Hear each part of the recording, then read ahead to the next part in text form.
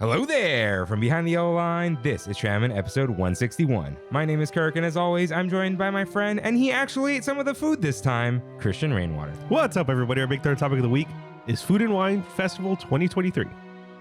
Red wine. Goes to my head. Makes me forget that I... Still need The her. intro. Hello, everyone. Welcome aboard Trammin, a Disneyland podcast. Please lower your head and watch your step while boarding. As a courtesy to other passengers, we ask that there be no eating, drinking, or smoking on board. In just a few moments, we will begin our trip into the Disneyland Resort news and topic of the week. Ladies and gentlemen, this tram is ready to depart. Driver, you are clear.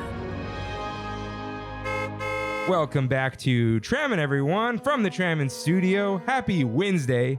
I did that out of order, but we are your hosts, Kirk and Rain. What's up, Rain?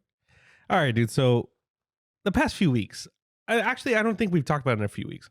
Me talking about pins, collecting pins. We haven't talked about it, but what's up with that Disney Pins logo? It's gross. Yeah. Honestly, I'm over it, dude. I'm completely over pins. I'm done. They came out with a bunch of Chernobog pins and a bunch of Goofy movie pins to tempt me recently, and I said, you know what? No, I'm done.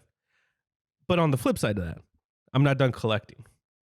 Lorcana, this new trading card game that Disney partnered with Ravensburger, I think it's called. Is he the Magic the Gathering? Those guys are the villainous board game guys. Right.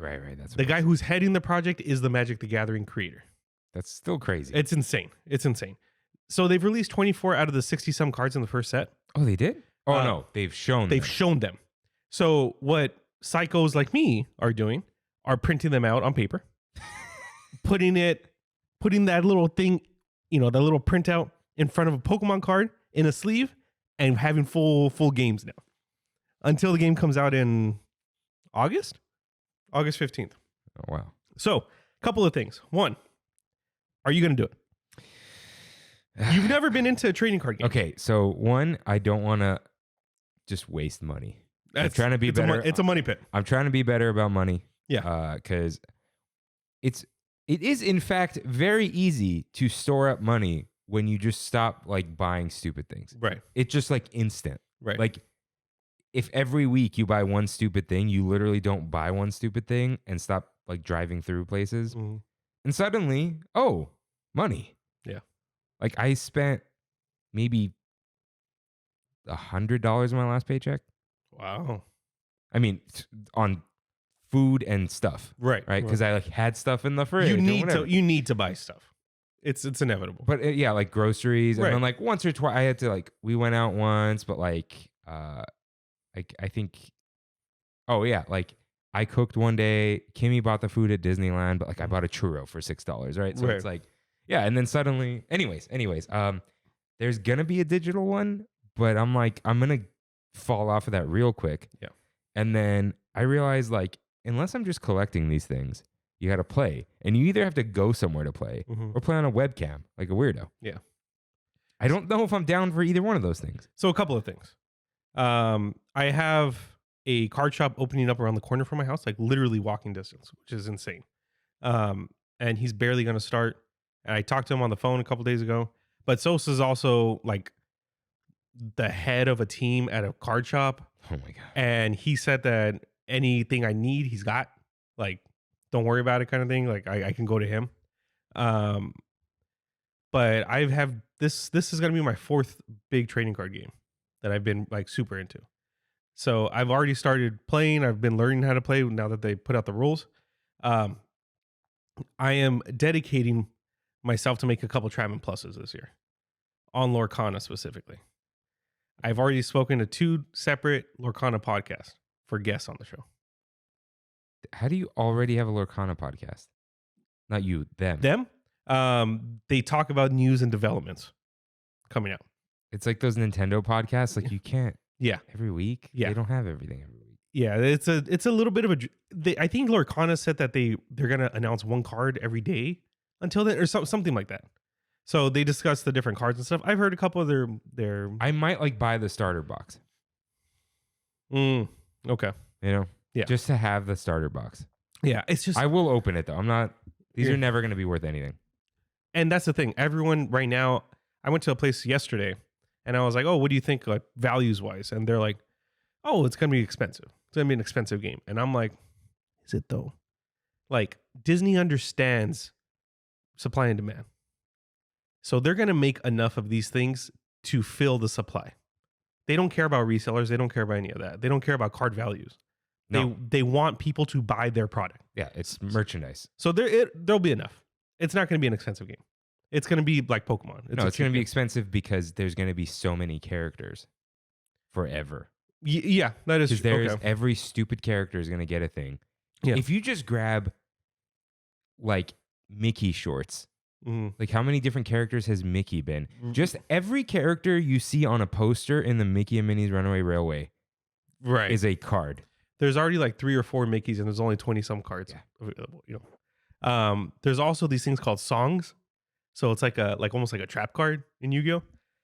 But it's like Let It Go is already out. Dude. One Jump, Are there like artifacts? pretty much. There's items. There, yeah. Yeah. dude. Dingle Boppers, or was it Dingle Dingle Bopper? Hoppers. Dingle Hopper.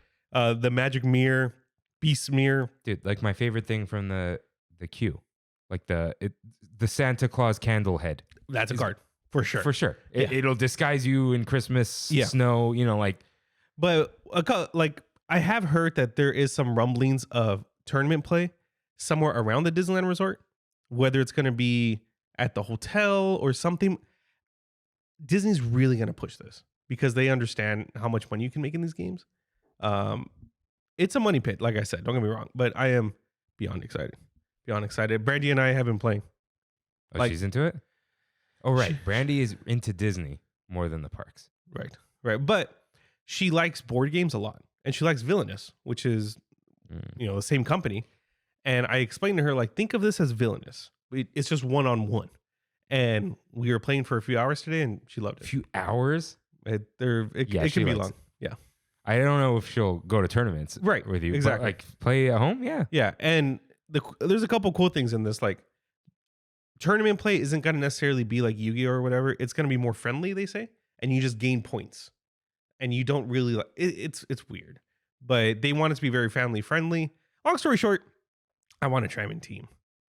I feel like there's enough of us out there. This is a call to arms. It sounds is. like. It is a call to arms. Trammin Battalion Unite.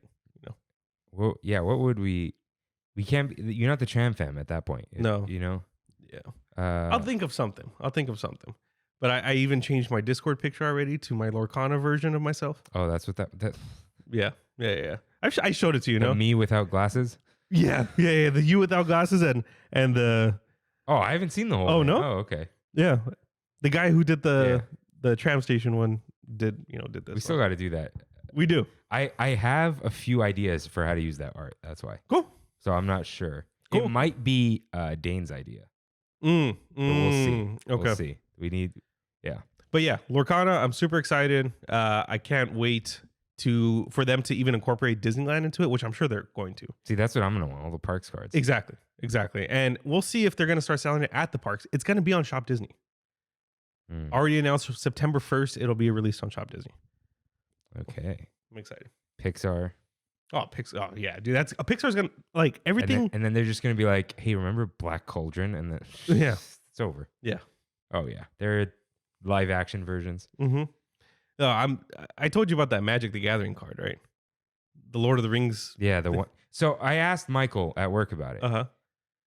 So There's different rarities of the one yes. ring. Yeah. So everyone could get the one ring. Yes. But there is a one of one ring. Yes. Still cool. Yeah. Because a kid is just gonna see it and be like, "Oh, that's rare," Not No, realizing that whole thing's gonna be shiny and Yeah. it's gonna, that's gonna be worth millions, dude. Millions. That's insane. Dude, could you imagine? No, they'll print that one by hand probably. I What? was gonna say, could you imagine it's offset? Like it's like a bad grade. Yeah, But no, they'll print that one. They'll grade it themselves, right? Dude, I wonder if they'll pre-wrap it in something. maybe. Like you To- open the pack and it's still wrapped. So somebody, when you get it, you're like, Yeah. "Oh, that's weird," Yeah. Because otherwise, some slimy kid's gonna get it. It's gonna end up at the bottom of a lake somewhere. Dude, just watch. Some YouTuber is gonna get it and tear it on camera. They're going to tear it in half on camera. Oh, You heard it here first. well, man. Yeah. Well, let's hear some other things. Rain, let's pay too much for a cup of ice and a splash of alcohol with Mousekeeping. If this is your first time here, welcome aboard Trammin, a Disneyland podcast, where Kirk and I talk about the Disneyland Resort through and only through our eyes. To catch up on jokes, references, context, and backstory, check out our lore page on trammin.com/lore. I don't know why I can't say references. For our recommendations for Disneyland, DCA, and more, check out trammin.com/rex. For artwork to make your own Trammin merch, visit trammin.com/art. That is for your personal use only. If you enjoy the show, like, subscribe, comment, and review us wherever you can, including Spotify, Apple Podcasts, and my favorite, YouTube. For visual art of the show, follow at Trammin Podcast on Instagram. And right into the show, head to trammin.com/ask. If you use Discord and would like access to our server, let us know. And you can find all these links and lore on trammin.com. Yes, you can. So, before we do anything, we are celebrating food and wine. So,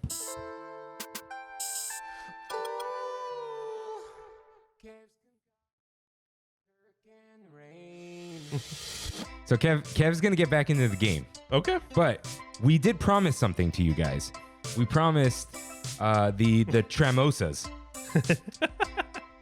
So for you all, Man, that's a big Tremosa glass, dude. we gotta finish it. Oh man, Dude, all it's right. our tradition. We gotta get a little wasted on the food and wine episode. So here's some La Marca Prosecco, as promised. Nice. Shout out to the days of pre-gaming with Christine before Disneyland.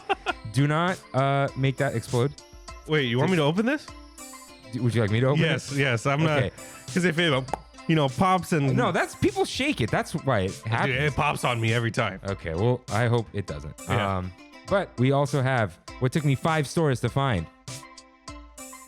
Donald Duck orange juice from concentrate, but it is 100% orange juice. Nice. So, drink in the magic, right? I Nice. know you love Pope, I but do. not in a mimosa, you know? No.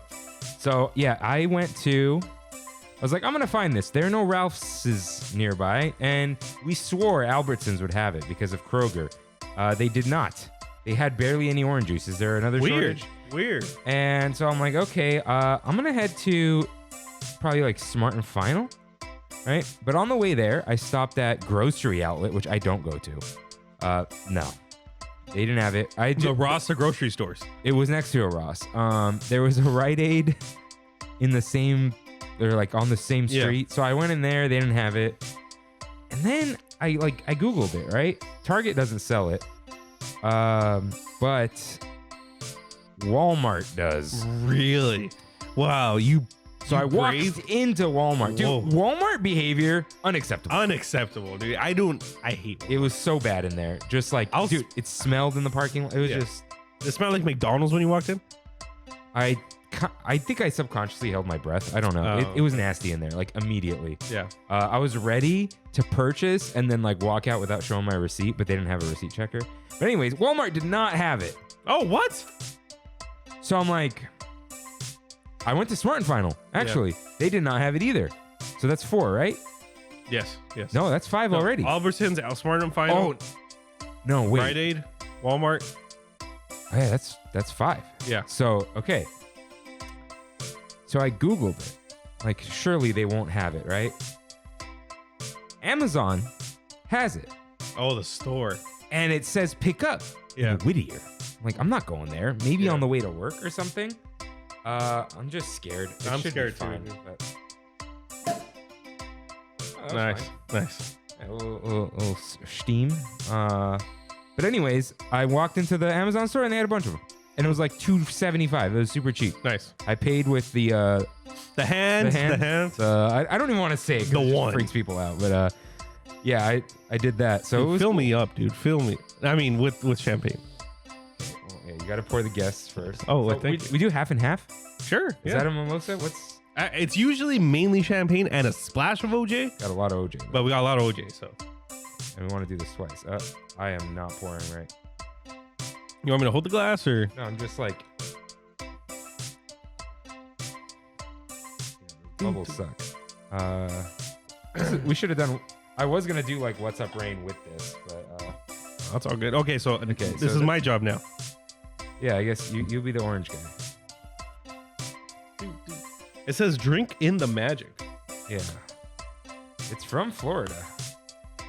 Yeah, Donald Duck orange juice comes from like the Florida Orange Growers Association, which is a thing. Yeah. Let's go. All right. Okay, so I'm gonna put this here, and that's fine. Here, you want in the middle? Sure. There you go. Yeah. Oh, Sponsored by Donald Duck. No, definitely not. But I'm just making sure I don't have champagne on my hands. I think Man, we got that's a lot to go. There was a giant one that I didn't see the bottle first. I'm like, why is this $38? And then it was like the size of your head. Yeah. Like, but anyways, Rain, what are we doing this to? To another good year of Food and Wine. Cheers. Cheers. Oh, that's like It's awesome. Yeah. It's a lot of orange juice, but I'm not mad about that. No, that's fine. That's good. Great. Thanks, Donald. Dude, these go down way too easy. They do. That's All right. Kev, step it up, man. You got a new job. What? Really? I'll talk about it later. Oh, wow. It's still in brewing. Nice. So yeah. Nice. It's, if anything, more. Whoa. But anyways, I didn't need this.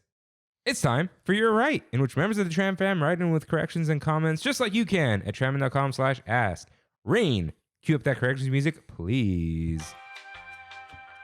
So I want to just say shout out to Anonymous Lee for the Sacramento clip. Did you watch I saw that, yeah. I think the only good people in Sacramento listen to Trammin. Yeah. Well, backhanded. There's a lot of you guys. Yeah. You guys are all awesome. Yeah. We've met a lot of Dude, you. it's like it's growing on me. Not the city. We got to go to the letters. We got to go to the letters. I know. I'm excited. Brandy just went to Sacramento. Which is hilarious. Yeah. I'm just chugging this. I gotta not do that. We got mimosas. Wait. There are What? 10 hidden Mickeys on this package.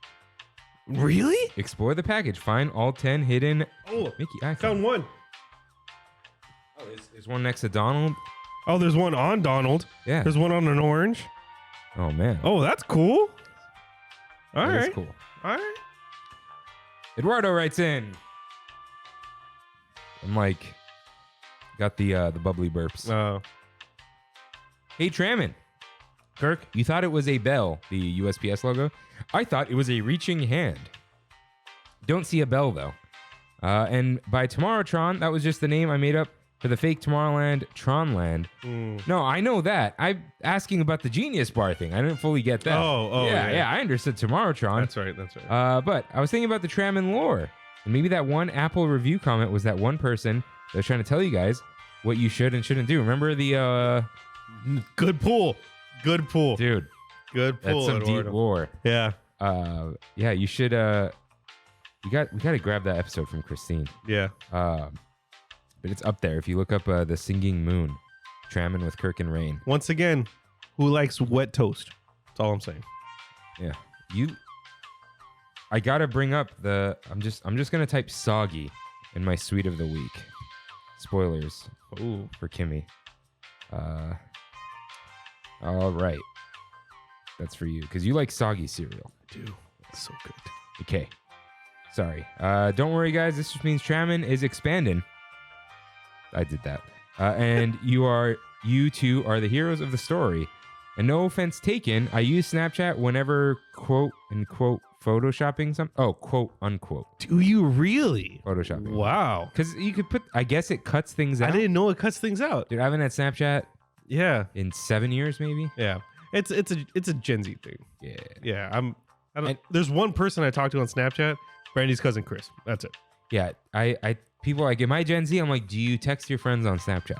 Yeah. Good. And my sister used to, but I think it's like, she's borderline, isn't she? 97, but Boy, that's borderline. it is supposed to be 96, but it's like That's like the 85ers. it's like millennial minus. Yeah. 2000 It's like Gen Z. Zoomer plus, Yeah. but like she's not a Zoomer. Yeah. Like she has an engineering job. She's not a Zoomer. Yeah. Not that you guys can't, it's that you don't yet, Anyways, I give no effort and I'm okay with that. In fact, I prefer it looking bad. That's the Gen Z. Yeah. Like the self-deprecation. No. Like Kimmy told me, like Gen Zs do the carousels on Instagram, right? The dumps. But it's like the pictures are like a little off center, or whatever. It's like, no, it looks natural that way. It's like, yeah, oh God, I hate, dude. That surprise meme makes me like angry. Angry. That's the old man millennial in you, dude. Because it's like blurry too. Yeah. God, you know what these children don't understand? 240i or 240p. Like, yeah, 144. That's a meme. Yeah. But like, okay. I purposely don't have the YouTube app on my phone anymore because I'll just open it and watch things. It's terrible. So I use the website. It's 720p. So is the Switch. All right. So I don't want to hear it. Right. Don't use a Linus Tech Tips video shot in 8K in 720p on an iPhone 14 Pro looks like garbage. 720. We came so far. Stop JPEGing your memes to death. All right. Don't even save as JPEG. PNG. Ping file. Yes. Ping file. Or WebP. We used to have a designer at work that would say ping file for everything. And it was just anger me, dude. Like, it's not a ping file. Yeah, like, what was I just saying? WebP, dude. People hate WebP. Oh, WebP's the worst. HEIC is the worst, too. HEIC is the worst. Yeah. WebP, most apps are fine. Some apps don't like it, like the Meta Business Suite. But Photoshop, if you're up to date, supports it natively. Really? You used to have to go. I used to download a plugin and backdoor install it into Photoshop and off of like GitHub. And now they built it in. Good. So you can just drag straight in. Like you hit download and you drag it from the Chrome download thing into Photoshop and it's fine. Yes, we actually use Photoshop. All right. Magic Carpet Ride writes in. Just listen to the Downtown Disney dining episode. Great stuff. As for the food trucks, I gotta say the latest one, Kebabaholic, is a great deal and the food is pretty delicious. I got the hero fries and added garlic feta. Dude, you see the picture? I have not. It's in the Trammin. Let me check it DMs, out. dude. This looks delicious. Dude, I've been into like kebabs, Mediterranean food in general, like a lot recently. So shout out, dude. Rafi's. I think the oh wow. Dude, right? No, that's like when I hear gyro fries, I'm like, these aren't gonna be good. Those? Yeah, that's awesome. Wow. Yeah, I think the truck is near the shadows he's always emerging from, so that's all I'll say. But yeah, good pull, man. I do actually have to check those out. Kevin writes in, Calm Before the Storm, Victory at Sea, and the nachos at Ballast Point. He did a okay emoji with the more better than okay though. Remember this thing? Where on the knee? Yeah, on the knee. Yeah. me and Brady's because we're doing it all weekend. Got him. It was hilarious. It's for everyone. Got him. Look at that. Just sending it back and forth. He's got to put the finger in it. Oh man. And he does say food at Splitsville, trash. Catal has a good Monte Cristo for brunch, and the fried chicken was good. Had. R.I.P. Dane quotes us, how do they get 85K views on this content, man? And he says, LMFAO at Magic Journeys catching some strays. I don't actually know what that means. But he says 5 fires for that, Rain. Lol. Oh, there. Yeah. Okay. Dude, I swear it's like we have 3 anniversary episodes like back to back. It's like, what do you mean? We have like the 50. Yeah. Like the 150. Right. And then like we did the 156, which is like actual anniversary. Yeah. And then now it's like a food and wine anniversary. Even though the first one was in November. Yeah. Hey, what do you say? 3 years makes a tradition? Yeah. There you go. This is third year for everything. That?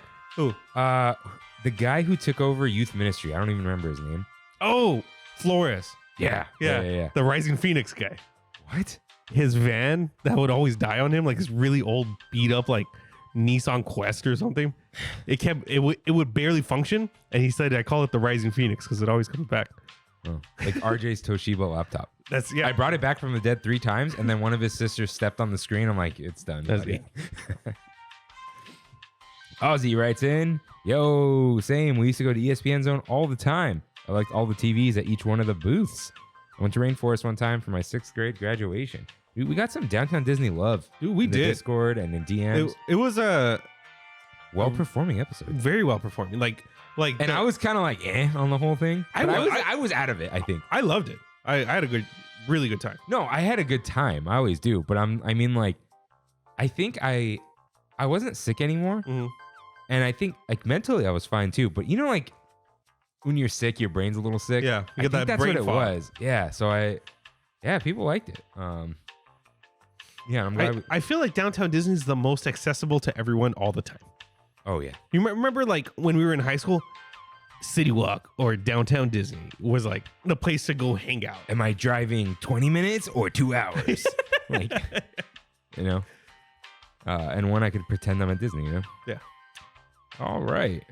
JD writes in, love the hockey goalie. So much fun. The little game at ESPN Zone. Getting front row recliner seats was great watching on the big screen. We once launched an air hockey puck down the stairs and it landed in the check-in counter. Food was decent too. Cool. Yeah. I missed the hockey game. It was a Mighty Ducks goalie. Dude, yeah, you're right. A lot of love for ESPN Zone specifically too. Yeah, I was so whatever about it. Yeah. Michelle J writes in, Kirk and Rain. First off, I want to cast my vote for what I think the next foodie guide will be. Where's Reyes? Oh, I totally missed it. Yeah, Reyes up there. He said it first. Loved going to ESPN Zone growing up. Many fond memories. Also appreciate the depths you guys went into Ballast Point, and that's just the surface. The breakfast burrito there is not bad. But like you guys said, there's better options in Anaheim, like Radiant Beer Company down the street. I went to Radiant Beer, didn't get anything. I was just buying something on OfferUp, so I met the guy at Radiant Beer Company, and I was like, "Hey, how's the beer?" He's like, "It's great, man. I'm here, every Friday." And you did not? I did not go inside. We were just outside. What'd you buy on OfferUp? Putting you on the spot. The Aya Neo Pro. Huh? The Aya Neo Pro. Why? It's better than the Steam Deck. That's why. And I love my Steam But Deck. isn't there the other thing now? The Dude, Asus? Yeah. Oh, the ROG? Yeah. ROG outlet? Yeah. It's not an OLED, though. This is the only one with an OLED. You selling the Steam Deck? No. Like I said, guys, if you don't buy anything, I've been good. This was like a month what ago. did I send you that you were like, why are you doing this to me? I forgot, but Like, do you need to waste $75? I think. I don't remember. I forgot. Yeah, it's best we just move on from that. Okay. But he said, isn't the next foodie guide Star Wars? And on that note, Michelle J writes in, Kirk and Rain, first off, I want to cast my vote for what I think the next foodie guide will be. I'm going to say Star Wars Celebration or Star Wars Month. Secondly, thank you for your Downtown Disney dining episode. I'm going to Disneyland the week of April 24th through 30th and was wondering if it was worth eating at Downtown Disney on one of our break days. This episode came at the perfect time. Hoping to run into you at the park and finally meet you guys. If I don't see you, thank you for all you do for the Tram fam. I'm thinking of going like that Friday.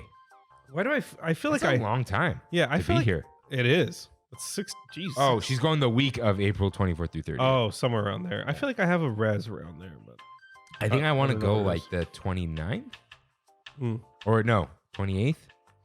I don't have any reses though. Okay. So next one I have is May 5th. Anyways, if you could recommend two places, would it be Earl and Black Tap? For Downtown Disney? Like I feel like that's what I would say.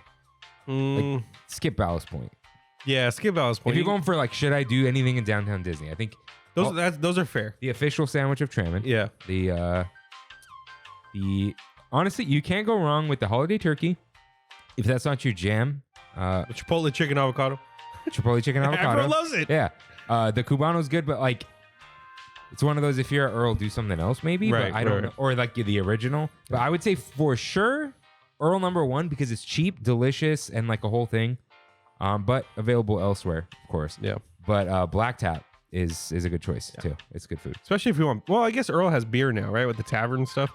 Oh yeah, but don't eat it at Tavern. Yeah. I don't know if it's good, but I don't either. Yeah. Downtown Disney is fun. No sprinkles though. Dude, perfect timing. For Dude, that was insane. Whew. All right. Thank you for writing in.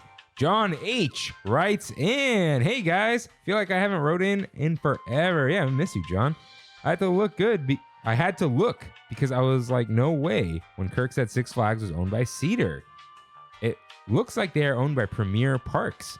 Also, the outstanding shares are held by Wertheim Schroeder and Company and Blackstone Group. Oh, Blackstone. Okay. No, it's BlackRock. Oh, yeah, right? you're right. Yeah, the Yeah. property people are BlackRock. You're right. Yeah. So I did look this up. Yes, you're right. You're right. Yeah, we said the titular Segment. test. So I've watched too many Defunctland, Bright Sun Films, etc. videos where all of it melds together. I may have heard this and that's what happened. So this is all that is. John is right. This is all that is true about the two companies. Six Flags Worlds of Adventure Ohio was sold to Cedar Fair in 2004 because they couldn't compete. So just that one. Yes. Okay. They like sold off a park. Okay. Six Flags approached Cedar Fair in 2019 to sell the company. After a month or two of negotiations, Cedar Fair declined. Got it. Dude, good timing on declining Seriously. purchasing theme parks. Right. Yeah. And that. I think we have one more rating. I don't know if you want to put this in your right or that should be somewhere else. Okay, do you have your font smaller? No. No? You have the old man font on? No, I have the regular. I just like turned on the iPhone. I don't know. Okay, so Phil writes in. Have you all planned your final Splash Mountain photo now that we have the final date in sight? Solo pic or group photo? Favorite pose? Question mark. You know what I do? What's that? I pose every pose like it's my last. I saw the one that was just like straight. Yeah. With the girls. So what I was gonna do is like I'll just say it now. All right. I ran on and because Kimmy didn't want to go on, which understandable, right? She was just waiting. So I ran on and they tossed me in the back. And so I'm like, oh, I'll do a sleeping thing. Because like no one's sleeping. Like I can literally lean against the thing. Going up the hill, one of the kids turns behind. And she's like, do you want to do straight face with us? I'm like, sure. I don't want to ruin their photo, right? Right. So like, yeah, sure. Like, dude, they were like, we got off the ride and I went to just take the picture of mine and leave. But they're like, they're all like laughing and screaming with their friend because they had another group too. So they were all happy. I'm like, yeah, sure. Nice. Don't be the grumpy old man. Right. But You yeah. were the inclusive old man. No, inclusive is another thing now. Oh. Okay. I was a cooperative. No. Cool. Yeah. Not cooperative, like a Willing. No. We're getting worse. yeah. Straying further from God's light. I was like the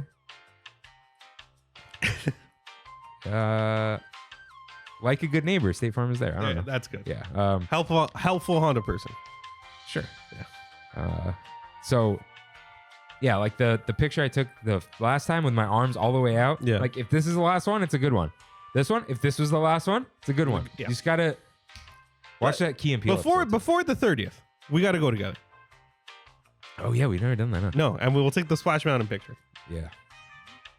I don't know if Kimmy or Brandy will get on with us, but Kimmy said she's done with Splash. really, She will get on Bayou once.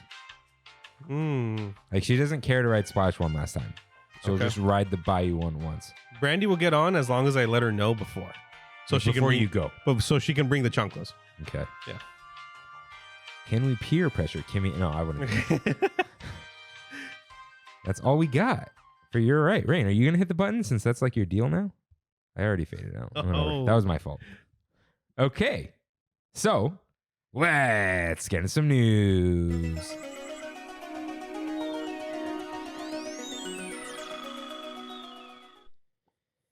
Got some headlines for you guys. First up, a proud moment.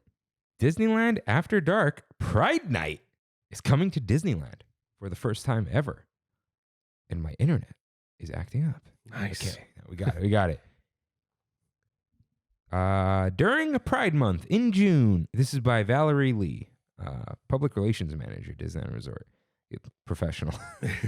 During Pride Month in June, Disneyland After Dark will bring the first ever Pride Night for 2 unforgettable evenings at Disneyland Resort.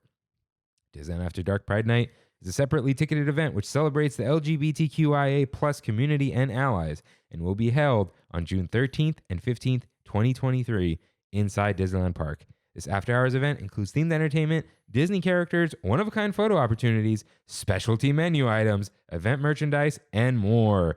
It will not contain an Oxford comma. It begins with a 3-hour pre-party mix-in from 6 p.m. to 9 p.m. Pacific. Then, the private party runs from 9 p.m. to 1 a.m. Pacific, when guests can ride some popular attractions after regular hours, asterisk, probably not Mickey and Minnie. A theme park reservation is not required. In addition to these special offerings during this event, guests will receive unlimited digital downloads of Disney PhotoPass photos, 2 asterisks, taken during the party, along with commemorative keepsakes, including a souvenir credential and event guide map. Here are the exciting details. Genius in saying souvenir credential in case they don't make lanyards by accident or something. Right. Like you get a piece of paper, whatever that thing is. So, I'm reading the bullet points here. This is just for the dry toast guy. Celebrate at the Pride Night Cavalcade featuring Mickey Mouse, Minnie Mouse, Clarabelle, Donald, Daisy, and Goofy dressed in special attire as they make their way through the heart of Disneyland Park down Main Street, USA. Rain, how do you feel about these outfits? I said Ally Donald's my favorite. Dude, that's Gen Z Donald. Yeah. Yeah. Okay. He's got the bucket hat on, the mismatching colors. It looks great. So that's Gen Z Donald. Daisy, I think, is Almost like a kimono. older. Daisy's Daisy's in her 40s. She's having that glass of wine every night kind of thing. Yeah. Yeah. Minnie's adorable. Yeah. This is a great costume. This is just Minnie's costumes. Minnie's in her 20s. Yeah. Yeah. Minnie's in her 20s.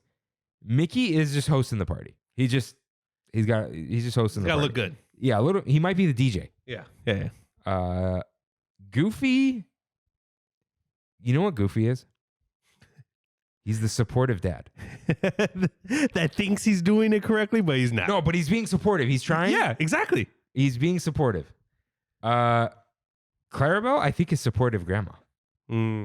Now, okay, again, I know this is the most ridiculous. It sounds stupid, right?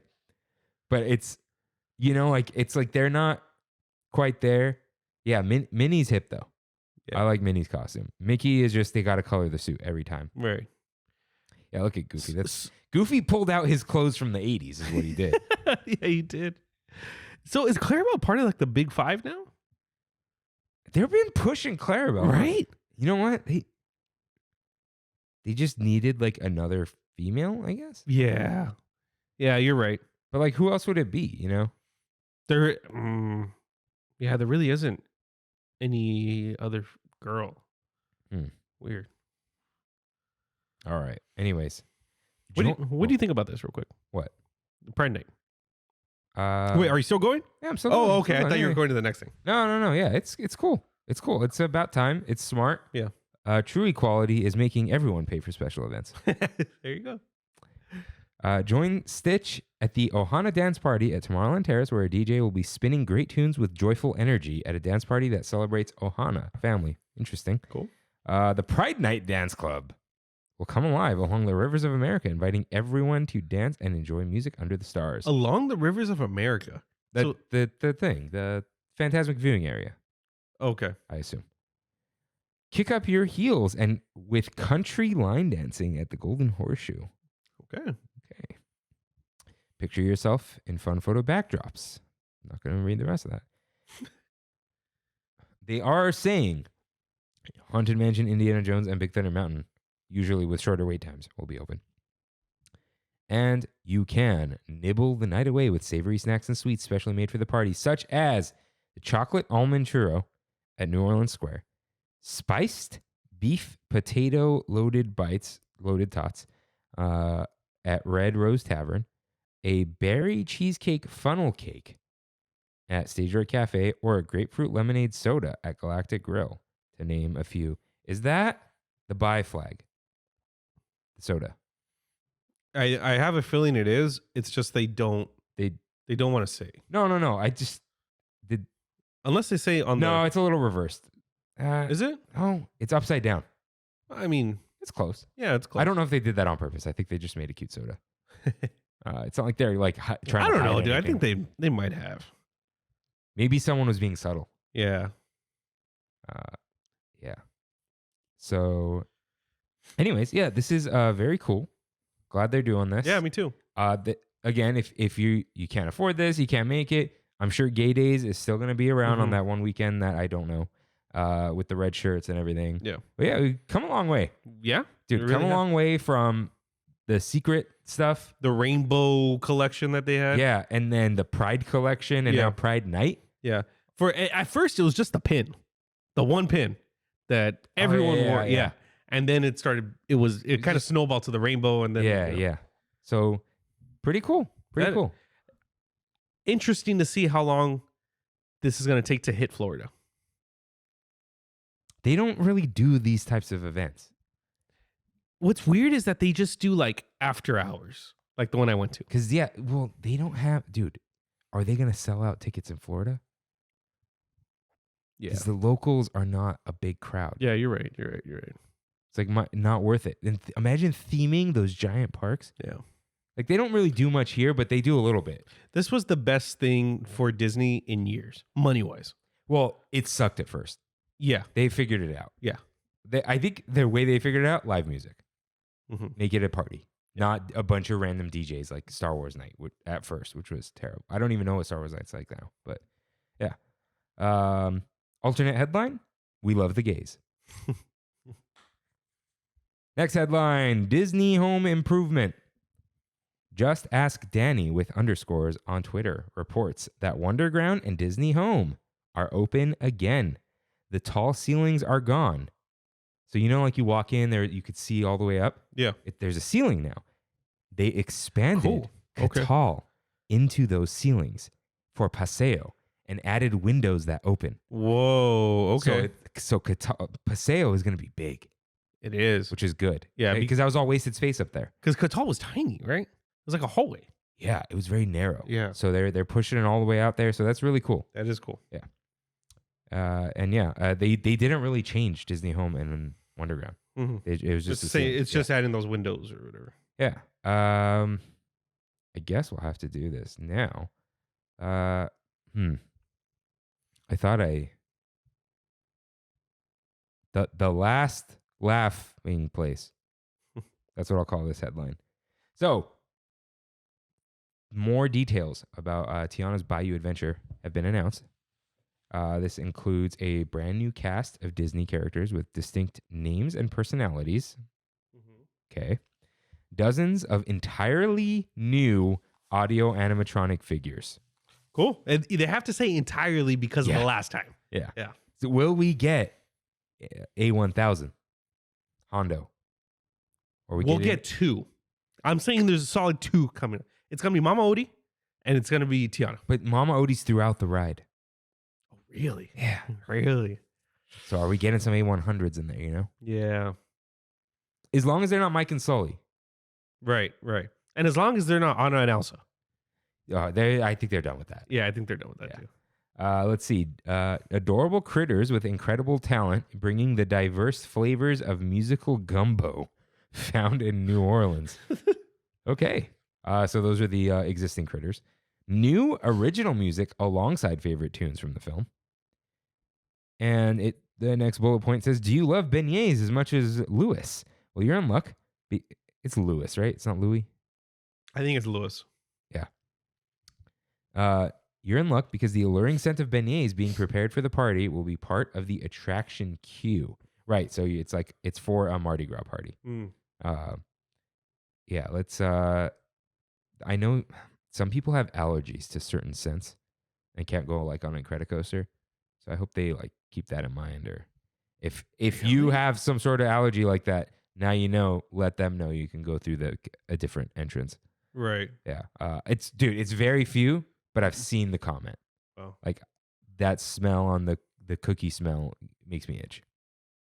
So, because that stuff's oil. Right. Right. It's essential oil, which is essence, not that it's essential. Additional talent voices from the film reprising their roles, including Bruno Campos as Prince Naveen, Michael Leon Woolley as Louis, and the one and only Anika Noni Rose as Princess Tiana.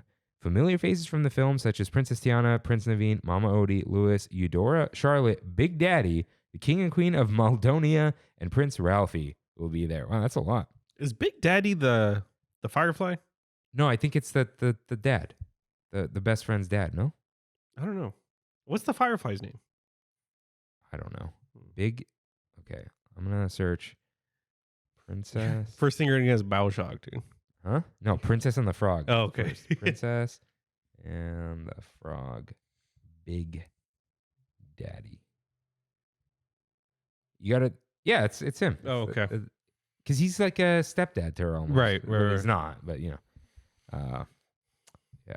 You got to put a lot of words before you type Big Daddy into Google. Yeah. Yeah. Yeah, and the footnote, the final thing written at the bottom of this article. To make room for this new magic, Splash Mountain at Disneyland Park will be closed starting May 31st, 2023, so we can begin the next phase of development for Tiana's Bayou Adventure. Confirm this time, unlike those who register. Yeah, and so May 30th is the last time you can ride. I am not going to attempt that. Yeah. Rain, chug that. Let's go again. Come on. Sure. Let's go. Yeah, let's Film me. stop saying that. Stop Hey, saying that. I think this is the first time in our 3 years that this has happened. You missed a news article. No, it's loaded in my tab. God dang it, man. I thought I finally had one on you. No, I just Dang. didn't put the headline in. God. Yeah. Do you want to try to come up with a headline? Oh,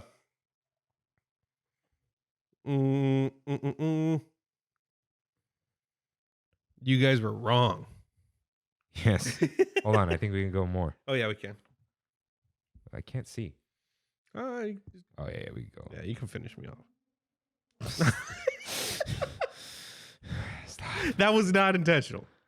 Yeah, it's just like with the other one, just okay. We'll have to come back to this for sure. That's fine. We'll just get a little sip at the end. All right. You're pouring over the $600 Roadcaster, dude. Easy, dude. Easy. Just like right over here, right in the center. You just want a new one. That's why. That too. Yeah, I don't know. That's Okay. it. A ghoulish guide. I There think. we go. Yeah. There you go. Dang, dude, man, I was excited that you It's finally. like it's right there. Oh, I can't see. You've been looking at the screen. I have, but too far. I've tried hiding the dock again. Mm. Take 2. This has been useful at work. Has it? Oh yeah. Good. Very good. Microsoft releases all their apps for it. Yeah. And Parsec just works like flawlessly if you pay for it. All right. Disney Eats Foodie Guide to Halfway to Halloween. Walt Disney World. Okay. Gotta scroll past that. But yeah, here we go. Disney California Adventure Park, trolley treats, and Bing Bong sweet stuff available Oh, April 23rd. you skipped April Disneyland. 23rd. Did I? Yeah. Oh, because it's so tiny. Same dates at Candy Palace and Candy Kitchen. And same treats. Nice. So at the Disney parks in California, you can get the mini witch apple, Granny Smith apple dipped in caramel with marshmallow ears and robed in milk chocolate and dipped in white chocolate and orange M&Ms chocolate candies placed all over and rolled in purple sugar. So the standard one that we get all the time. The Oogie Boogie crisped rice treat. Oogie Boogie shaped crisped rice treat dipped in green white chocolate with a dark chocolate face. This is also a classic. Say that 10 times fast. Dude, so you know how Autumn loves the foodie guides? Yeah. When I sent them that s'mores thing, I think it's when I sent them that, but I sent them something like that. Kevin Autumn. And I said like, oh, it's just a Rice Krispie treat, whatever. And Autumn puts asterisk, crisped rice treat. So he's listening. And the Jack Skellington Cake Pop. Vanilla cake pop dipped in white chocolate with dark chocolate face. Okay. All right.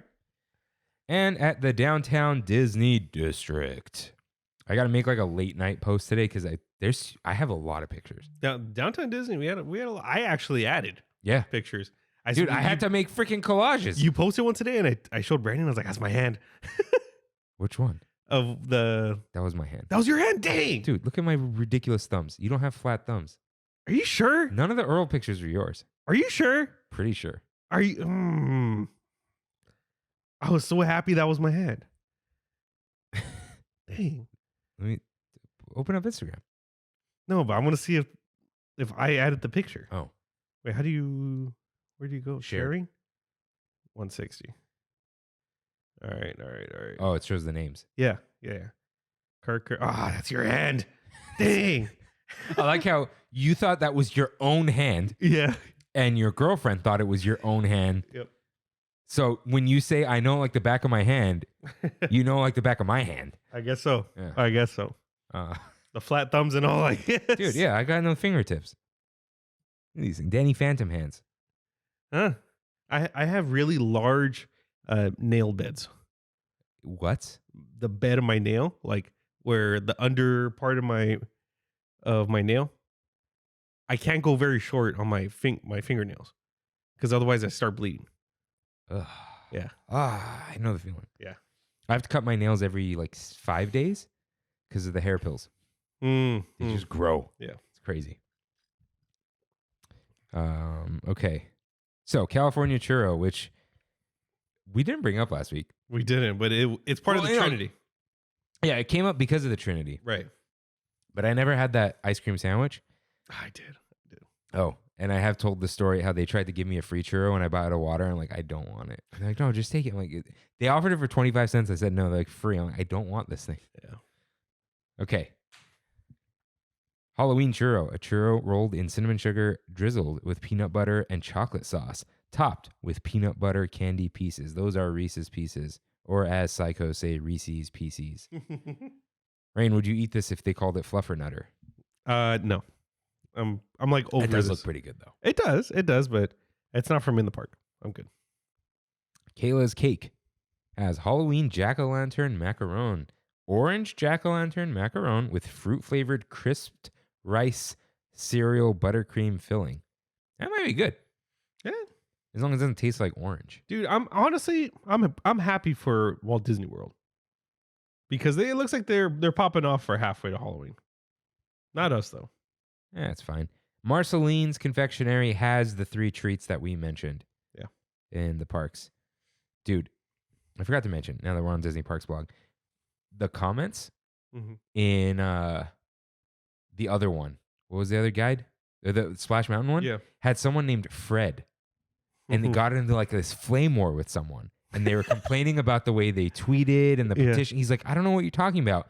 And he goes, oh, I'm Fred. I'm not Frederick C. Are you serious? So someone was mad. That's hilarious. Because of Freddie's tweet and was blaming Fred for it. Who's Freddie? It's this Fred guy. And he's like, I'm not Frederick. Because I was like, Freddie got into a fight on the Disney Parks blog? Yeah. And it was like, you know nothing from your time at insert whatever here. But like, he's like, I'm not that guy. I mean, obviously, we love Freddie. He did nothing wrong. Yeah. It's just like, this is the type of person that was mad at Fred. I'm never going to ride Tiana's Bayou Adventure. I'm never going to watch videos of Tiana's Bayou Adventure. No one's going to go on it, and Disney is going to realize the mistake that they made. Ooh, Fred. No. Is that Fred? No, Fred was fine. Fred was just kind of like... Fred's cool. Yeah. The person Fred was fighting with. Fred was just like, don't say that I'm another person. Yeah. Like, don't... Like, the thing you're mad about is not... Don't direct that towards me. Right. But, like, I still think you're stupid, you know? Oh, man. I was going to post this. It was I don't think anyone would understand it. But I said they started selling Save Splash Mountain merch in Adventureland. And it was just a bunch of stuff from Salt Life. Oh, man. Yeah. Okay. That is all we have for the news. So, it is finally time for our Big Thunder topic of the week.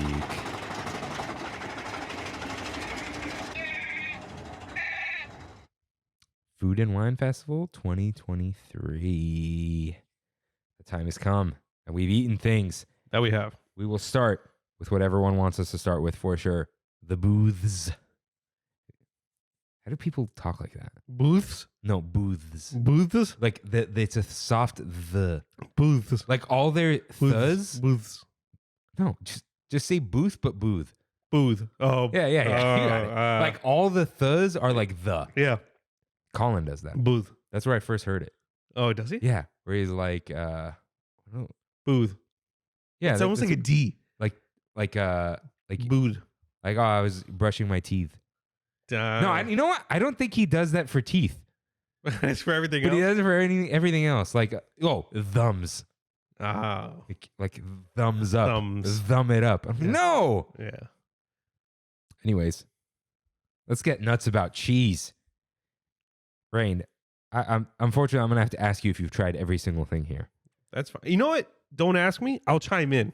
Okay. Yeah.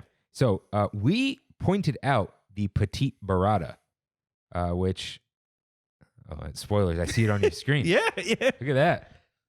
You got to put that in an album. All right. Like, then it could be your hand. My hand's not in here. Anyways, the Petite Burrata, which we were like, we got to try that. It's a grilled ciabatta with tomato and olive jam, burrata cheese, pesto, and freeze-dried balsamic. So this was for me, a cold piece of bread that was grilled at some point. Yeah. With a lot of other cold things on top of it and a hunk of cheese. Yeah. So I'm a lover of, I'm not a fighter. no. Fight or flight. I'm flighting. You're loving. I'm loving. Sure. I've been really into burrata lately. Like, it's a thing right now. It's like trendy at a bunch of restaurants where it's like bruschetta, but it's burrata now. Like, they just give you the big toast instead of giving you the little ones. So Brandon and I saw them. We're like, okay, we got to try. It looks like half a ball of mozzarella. Yeah, it kind of is. I did go in with like a negative connotation because you said you didn't like it. Okay. But the bread was kind of soggy and cold, which I was pretty upset by. It needs to be crunchy. They got to just have it separate. And it looks annoying to make, Yeah. but they got to just have bread just in a warmer. Yeah. Because otherwise it kind of kills the whole thing. The taste was fine. It was I was over the cheese though. Like, it was just too much cheese. so it is Italian cow milk cheese made from mozzarella and cream. So it's just a creamy mozz. So there is almost no lactose in it. No, wait. I was looking at something else. I'm talking about Havarti. There's probably a ton of lactose in it because it's mozzarella. Yeah. I was looking at a sandwich the other day. But yeah, it was just like, Bruschetta's better. yeah, That's what it comes down to. But it was like, I don't know. Like, I'd bite it and I was like, wow. Yeah. Like, it wasn't gross or anything. It was just too much cheese. I took off some of the cheese and I kept eating it, but just with less cheese. Yeah. Also, it wasn't olive jam, really. No, There's like a light flavor of something, right? Yeah, I thought it was more of like a pesto. Yeah. There's a lot of pesto. That freeze-dried balsamic was lost on me. Yeah, I don't know where that was. That was the crispy things on top. Did I get crispy? It didn't taste like anything. Did I get any of these crispies? Oh. No. Right? Yeah, I did. It was whatever. Yeah, it was fine. I don't think it was worth the tab though. No. Yeah. Definitely not. But I did get the crackers and cheese, which is house-made herb crackers with white cheddar, fromage blanc, spicy salami spread, and cherry jam. You said you liked this, right? Yeah. Okay, I told Brandy that, and she's like, "Why are we gonna use a tab on crackers and cheese when I can make that at home?" And I'm like, "Yeah, but he said it was good." Like, yeah, it was cheese and it was like, so it was cheddar fromage blanc. It was like creamy cheese, but not cream cheese. Okay. So it was soft cheese. It was a little sweet, so that there was a light spice, but the cherry jam was what kind of took over. Okay. But the house-made crackers, dude, herby. Mm. Like herby, fully loaded, if you know what I mean. Starring Lindsay Lohan. So the thing about this, I said it, and I think JD wrote in that it was like good tip.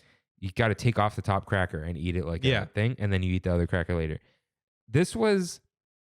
I got these first when I walked in, so it was my appetizer. It looked like a s'more almost. Yeah, but exactly. It was like fluffy, but this was my cocktail hour. Okay. It was my d'oeuvre. starter. Yeah. Yeah.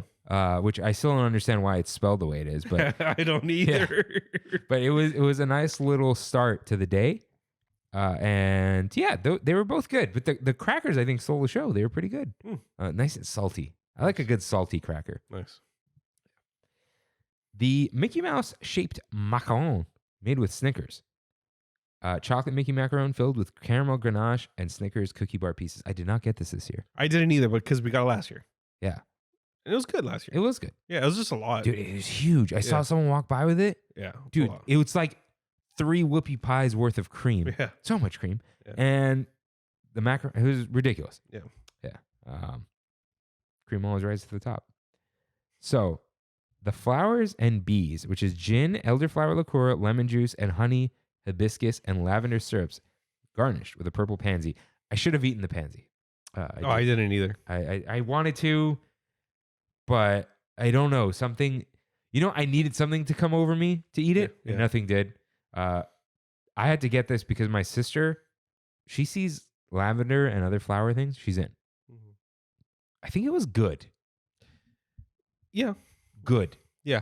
It had like Wasn't too sweet. it had an odd taste to it. It was the elderflower. The elderflower, which kind of like threw me off. I'm down. I love weird stuff, dude. Yeah. And I'm not a big gin guy either. That's the thing too. I love gin. Yeah. Gin doesn't taste like anything. I think gin might be my favorite Really? in a drink. I've never had it straight. I don't even know what gin tastes like. Yeah. I think that's the point. Like, I honestly, compared to vodka, one of Brandy's favorite drinks ever is Hendrix and soda. Which is like the seltzer soda, like gin and tonic. No, specifically this. I know, but it's a gin and tonic, right? Yeah.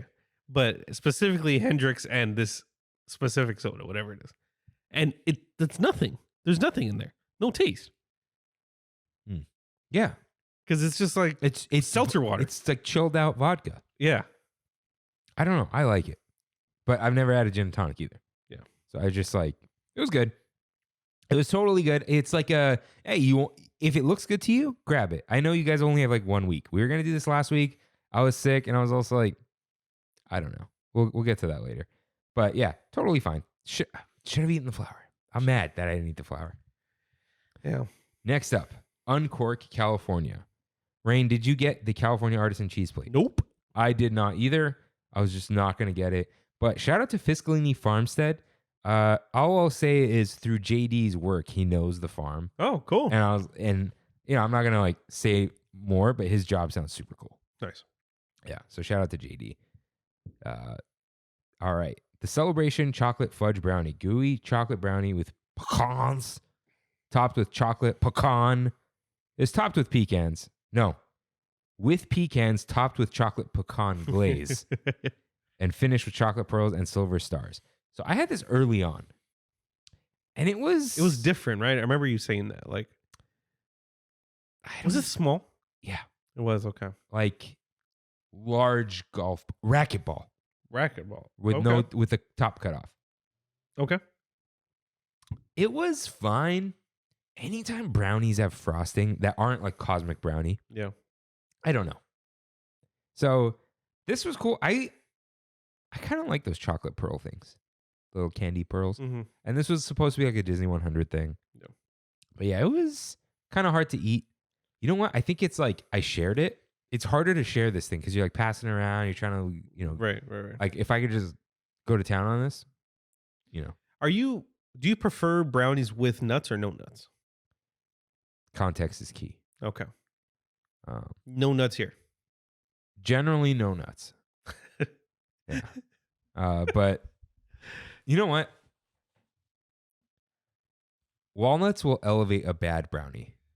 Oh, no. But they'll bring down a good brownie. Like if the brownie's like cakey, almost like dry, that crunch kind of gives it like an extra layer. So, but if you got a good gooey brownie, get it away from So nuts over frosting. What's our base? How is the brownie? I'd say a median brownie. Like it's a little dry, but it's good. But it's good? Yeah. Maybe frosting. Because it helps with the dryness? Yeah, but I'd rather still nothing. Like, I love a simple brownie. Got it. Like, I never want a birthday cake. I always need some variation of brownies or cookies. It needs to have chocolate. Huh? Yeah. It needs to have chocolate for you. Although there was that one, 2020. My aunt made me a birthday cake because I really wanted the cake the confetti cake on top of the black tap thing, but I didn't go there, obviously. And I didn't want that ridiculous shake. So I told my aunt, I need you to make a cake that looks like this.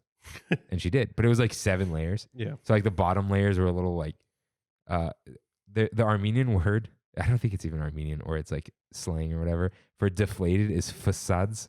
Because like facades. And they were like just kind of dense. But it was a good cake. And she put little Mickey Mouse stuff on top of it. Shout Autumn's mom. Okay. Yeah. I've never asked your Armenian level, like when you speak. Well, where are you? Are you like intermediate? Like you can hold a full conversation, but you struggle a little bit. I'm gonna get some English. You know what it is?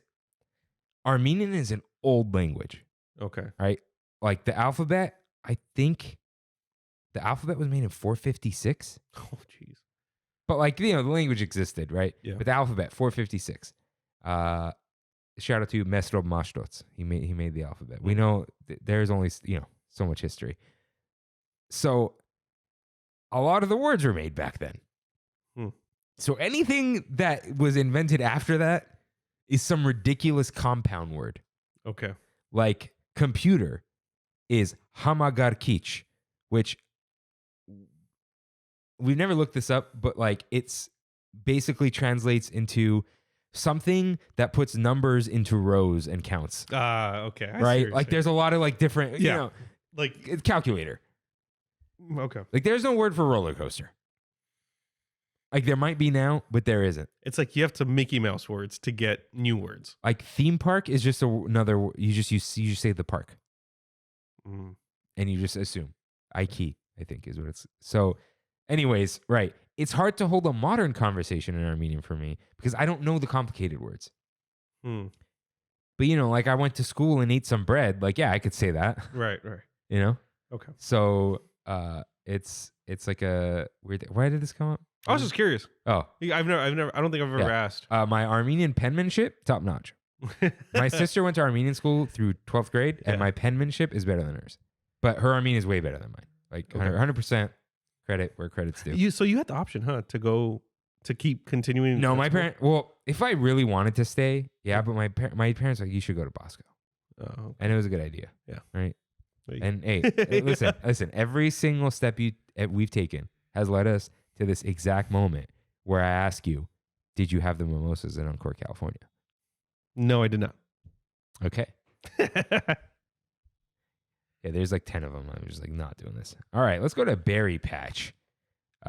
Kenny's family cheesecake topped with mixed berry compote. So you don't like cheesecake? Nope. That's a hard no. I wanted to try this. It looked good. And dude, it's Ken Potrock's family recipe. Oh, that's what Kenny is? Yeah. So he is Kenny P. He is Kenny P. Yeah. No Pop Rocks. Kenny P. Yeah, Kenny. All right. There it is. Kenny P. Kenny's family cheesecake. All right. Would he sit here and do the show with us? He would. I think he would be interviewed for a second if we said we're going to be nice to him. Hey, we have a podcast. Could we like ask you just like silly questions? Yeah. He'd be like, yeah, sure. Yeah. Like, I'm not going to ask him like, why did Disney do this to the poor people? Like, like what's your favorite ride? Like, that's what I would ask him. I'd like to know who was the original maker of the cheesecake. It's got to be his grandma. Right. Maybe or his great grandma. Yeah, who knows? I do have to try this though. Blueberry buttermilk pie. Yeah, that sounds good. Did not try that, I guess. No. I did try the blueberry pancake cold brew, which is Joffrey's Coffee and Tea Company, Mexico origin coffee, brown butter, maple, and demerara syrup, and oat milk with a blueberry sweet cream made with cream, oat milk, vanilla syrup, and puree, garnished with cinnamon-flavored cereal crumble. Non-alcoholic. What'd you think? This is very good. Okay. It was sweet. It was a dessert. Adrian and I got this, and I think he liked it too. There's some Cinnamon Toast Crunch pieces. I gotta hit up Adrian. He didn't get a pass. Told him to. Uh-oh. I'll see you. Now they're gone. I'll see you on Discord, Adrian. Yeah. It was a little sweet. Did not taste like a Little Bites blueberry muffin. That's what I was expecting. Okay. It was just a light blueberry, light pancake, mostly cold brew. And I think Matthew Serrano and Brie liked it. Okay. And I think that's the one because He said Brie does not like coffee at all. And But she liked it. Yeah. Okay. So, yeah, it didn't taste like the cold brew concentrate because I think it was a little sweeter. But was it, you said it was coffee forward, like very, No, it was like, I prefer that. That's what. you ever had like, dude, like TBT? I don't even remember the company, but like those instant coffee packets that are flavored. Oh, okay. It was like that. Yeah. So good, you know, Okay. totally down. All right. Delish. I don't think I went here this year. I did. You did. I did. Did you get the beef and barley poutine, which are potato bites with braised beef, short rib, cheese curds, stout gravy, and lager micro sponge? Yes, sir. I did. I don't know. I don't know how to feel about this thing. The short rib was good. Yes. Okay. The tater tots were tater tots. Have I just never had cheese curd in my life? Because I didn't realize cheese curd is just like, Squeaky cheese. no, it looked like cottage cheese. No. Okay. So here's the thing. Cheese curds are the big things on poutine. Little, right? When you bite on them. Yeah, But these were tiny. but it was like watery. Maybe it melted. I don't Let me know. see your picture. Let me see your picture. Because I had this last year and I liked it, but they did not call it cheese curds last year. Oh, It was like cottage cheese. yeah, it's not cheese curds. Yeah, that's why I was like, that threw me off. I don't like cottage cheese, and I'm like, I was like avoiding that at all costs. Huh? The sponge was fine. I didn't mind that. I was whatever. It was like tasteless. Yeah, they literally it's called micro because they put it in the microwave. Oh really? Yeah, microwave sponge. They like microwave something and it becomes spongy. Creative, I know. I'm looking for the picture. Dude, but if it was like, I thought cheese curds were similar to like mozzarella sticks. no, but like see, like that was dry. Okay. So yeah, it's supposed to be like sheep cheese Okay. flavor, like Yeah. that. I can do that. Yeah, that didn't look good though. No, that I like cottage cheese, but it wouldn't be good on that. no. No. It was a weird taste. A lot of short rib though. Yeah, It was a lot. It was a very hefty. it's beefy. It was beefy, but definitely not my favorite thing. Like at all. It was like more of a chore eating it at one point. Oh, Yeah, that because sucks. Brandy's like, I'm done with it. I'm like, oh, I kind of am too, but I don't want to waste all this, because it was a lot. So Something my dad told me a long time ago, especially because like you can overeating is a thing. If you don't like it, don't eat it. Yeah. It's like don't eat it. Not like throw away food. Like they put food in the fridge, leftovers, whatever. But he's like, if you are full or you don't want it, don't eat it.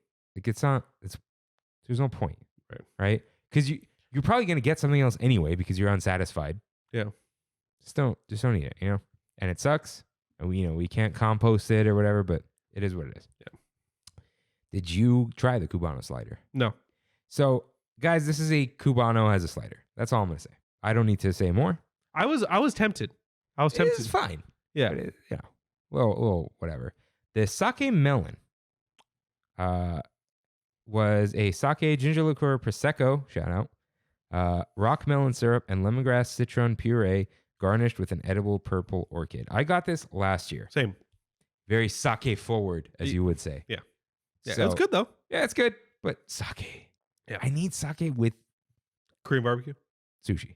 Oh, okay. Oh wait, Sake's no. Japanese. I'm thinking of what's the other one? What's the one that you get at Korean barbecue?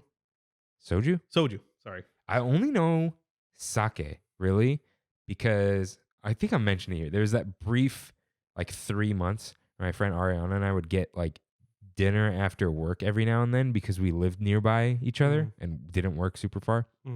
Long story, right? And we'd go sushi or whatever. She's like, "Oh, I like sake." I'm like, "Okay, whatever." And that's where she was like, "You pour for the other person first." Yeah. Because it's permission to get wasted. Which, as far as I know. But yeah, very sake forward. If you like sake, it's good. But yeah, sake melon that's a flavor profile. Yeah. It's a thing. Yeah. Apricot tequila colada, reposado tequila, Aperol, apricot puree, coconut cream, and orange and lime juices garnished with a lime wheel. I was like careful with the drinks this year. Yeah. Because I knew I'd be disappointed. I did not get this. It's the ice. They're like egregious with ice now. Yeah. And like even in the pictures that they show, just full ice now. They don't care. Yeah. So, sorry, pal. California Craft Brews had the IPA sausage dog on a soft pretzel roll with onion pepper jardinere, I think, cheddar cheese sauce, and malt vinegar onion crunch. Jackson gave it a 3 out of 10. I said, I should have replied. In my mind, I replied, that's my boy. So I responded to him and I said, seriously? And he took it like, seriously? Like, why would you give it a 3 out of 10? But I meant seriously. Like, that is a 3 out of 10. Oh, so you did try it? I did try it. It's a 3 out of 10? Yeah. What'd you think? What'd you think? It was weird because it was like, you know what killed it? The nacho cheese. Dude, nacho cheese, no. Yeah, it was messy. It was like Milky.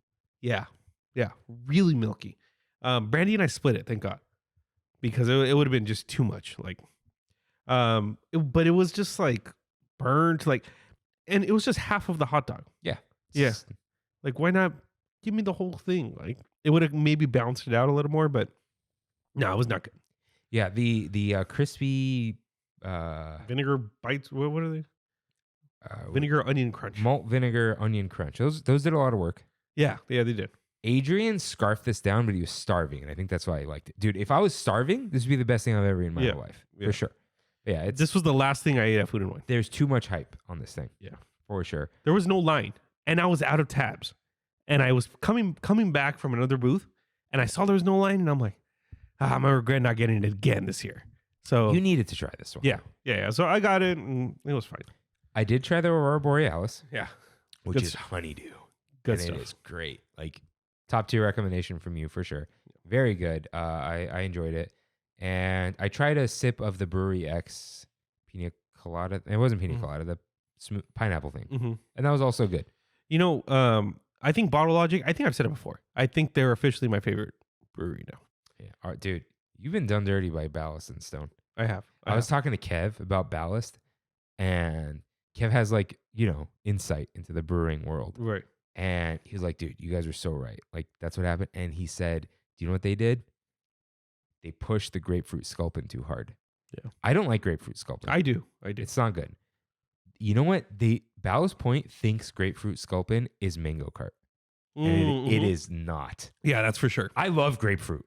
Dude, I will eat a grapefruit straight up. Mm-hmm. I will drink grapefruit, not the Trader Joe's grapefruit juice, but like, sweetened grapefruit juice.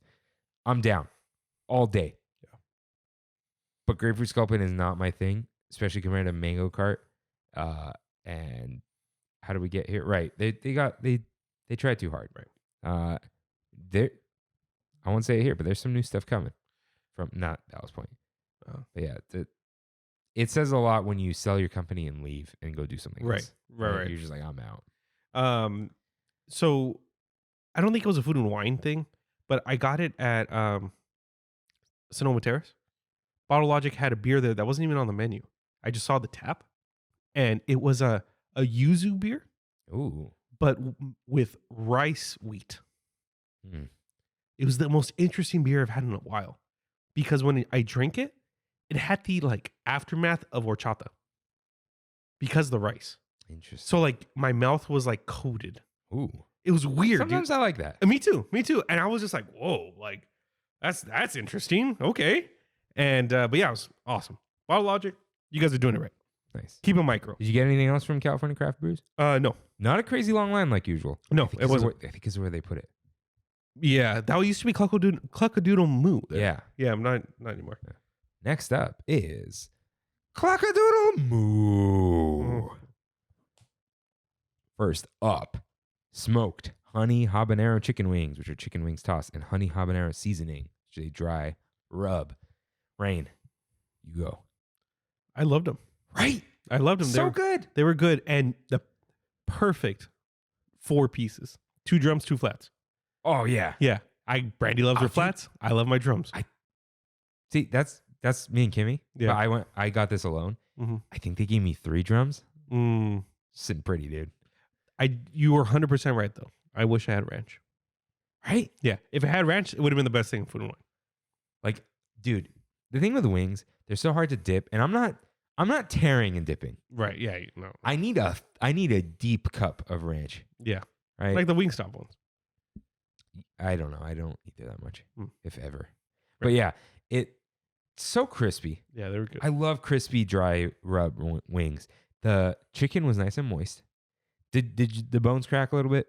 Not for me. Yeah, I'm not too mad about that. That's Yeah. fine. Look, you're biting into an animal's flesh on bones, right? Right. I'm sorry, but like, you know what you're getting into. Yeah. But yeah, these were good. Very lightly spicy. Yeah, that had a good kick. It was Yeah. a really good kick. But no like coughing or anything. Just like a little on the lips, you know? Mm-hmm. Mango habanero is a good little combo. It is because you get that sweet and spicy at the same time. Yeah. So very good. Pleasantly. I don't know if I was surprised because I was like, these are going to be good. Yeah. But I think what was the surprise was the barbecue beef brisket slider featuring Fiscalini Farmstead smoked cheddar with dill pickles on salt and pepper brioche. Temperature, not too good. But I really like this. Mm. Did you get this or No. No. It's the thing about this. Dill pickles hit perfect. Salt and pepper brioche was good. The cheddar was good. Excuse me, everyone. The brisket, it was like sliced thin. It was nice and fatty. Okay. And it was just, it was, you know what? I'm going to like search. I should have put this in an album before. I'm going to search food and just like look at recent eats. Yeah, here we go. So these are, look at those crispy wings. And the beef. Yeah. But that fat was edible. Dude, that's fat. Yeah. But wow. dude, melts. Wow. Brisket. It reminds me of like a what are they called? The roast beef sandwich. Yeah. Yeah. Like I love that. But I love that it didn't taste like roast beef. Okay. It was really good. Yeah. So, temperature was off. It was a little lukewarm. But I really did enjoy this. Nice. Did you get any of these drinks? No, I did not. All right. We're just going to skip over them. If you want to listen to us just read items, we literally did an episode in which we read things like dry toast. Garlic kissed. First up is the grilled top sirloin with roasted garlic, Gruyere smashed potatoes, and black garlic chimichurri. I got this because you liked it so much. Yeah. And I was a little buzzed. Okay. And I was like, I need real food because I had eaten the cheese stuff. Mm-hmm. And I was like, I need meat. Right. Yeah. So this was well done. Right. Yeah. Yeah. I think it's when they give like sirloin bits or whatever, they cook them separately. Yeah. You chop them first and then cook them. Yeah. But it was fine like Yeah, that. yeah. It was fine. Oh, dude, because think of if people see red, Right. the average. Right. And you drown it in that chimichurri, you're good to go. Yeah. Mine wasn't drowned, but That was I let don't me know. see. Oh, whoa, dude. That's a lot, We're right? using your picture. Mine was sad. Oh, wow. But it was still good. Yeah, I think the beef it wasn't dry or anything, so it worked for me. Yeah, look at mine. That's a lot of chimichurri, but yours was Yeah. drenched. Yeah. The potatoes were very creamy. Yeah. I enjoyed it. Yeah, I enjoyed it a lot. It was good. It was like totally fine. It was like festival food. Yeah. But if you're getting drinks, like it's good. It's substantial. Meat and potatoes, man. Yeah. Life is chicken and rice, but I haven't had sirloin in years. Like Really? just a regular sirloin. because you don't order sirloin. You that's why. That's why. So, but it was nice to have a good sirloin. Yeah, it was totally decent, and there's nothing wrong with that. But there was the carbonara garlic mac and cheese featuring Nuesca's peppered bacon. I'm going to use this word probably once this whole episode. Mid. Man. If not less than mid. Yeah. But it was, the texture was perfect, Mm-hmm. but the flavor was not even bland, just like bacon mac and cheese. Yeah. Yeah. The thing is, in my head right now, I don't remember. Because it didn't taste like anything. I think that's what it is. It tastes like white cheddar, Yeah. which probably was. Yeah, it was. Yeah. The Parmesan on it, bacon, the little bits. Yeah. Did I already say on here if you added ham to it, it would be more like a British carbonara? Do you know the reference No. with the Italian guy and the British people? No. Oh, guys, if you don't know what I'm talking about, but you want to know, let me know. I'll send you the link. I can't tell you anything else because of the All right. punchline. It's so funny. All right. The raspberry limoncello aid, limoncello, grapefruit liqueur, house-made mint syrup, raspberry syrup, and lemon juice garnished with white orchid. Is that it? I don't think so. But you did get this. No. Okay. I got this because we talked about the limoncello so much. Okay. And this was the drink that just tastes like sweet raspberry with way too much ice. And I was just not feeling it. Okay. Like, and it was $16. Too sweet? Yeah. And not like, oh, it was a sweet drink. Like, it was just too sweet. It just didn't. Yeah. We say it all the time. A good drink is balanced between sweetness, alcoholness, fruitiness, or whatever. And it was just a sweet, like, melted popsicle. It was not good. But the guava lychee mule with vodka, guava nectar, ginger, lychee syrup, and lemon juice topped with guava and grapefruit hard cider and garnished with a lemon wheel was very good. I regret not getting that. Oh. I saw it. Or No, that might be it. Let me see. no, wait, what is this? Yeah, that's before it's mixed, no? Is that I think it is. what it is? Okay. Yeah, I think you're right. Let me see. I got it. Yeah. You're missing the orange, but maybe you drowned it. Yeah. That I looks think I did. exactly the same. Yeah. This was good. It was a mule. Mm-hmm. It had to be mixed, but it was a mule with a unique flavor. Yeah. I can't really describe the flavor because it wasn't too much lychee or guava. It's just like, I don't remember. Weird. Because too much guava and lychee on their own, gross. Yeah. But the mixture with a lot of ginger, and I think grapefruit hard cider is what balanced it. I didn't even realize that was there. This was really good. I would make this drink myself. Yeah, it's interesting having the hard cider plus the vodka in there. I mean, I guess most hard ciders are vodka, right? Isn't that what it is? Like no. White Claw. Isn't a White Claw? No, that's not a cider. That's a seltzer. Oh, cider. Seltzer. Okay, Yeah, sorry. yeah, I was thinking seltzer the whole time. Yeah, but I do highly recommend this drink. And now on to golden dreams. Here comes the climax of the whole episode, dude. Yeah. It's all downhill from here, which I always presumed was a bad statement. The elote paleta. Sweet corn paleta with parm crema, chile lime seasoning, corn crunch, and cilantro. So, I did it for you guys. you did. I'm going to make the reel. Okay. The follow-up. The first bite.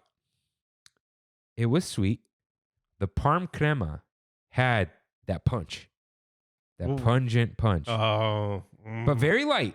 Very light. A light punch. The chile lime, also very light. And the cilantro was like baby cilantros, you know, like the big leaves. Yeah. And I munched on that whole thing, but it wasn't the thick cilantro leaves. Okay. So very light flavor. This time they made it fresh, which made it harder to scrape off.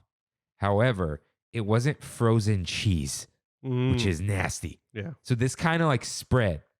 Had a nice spread. You know Bill Burr?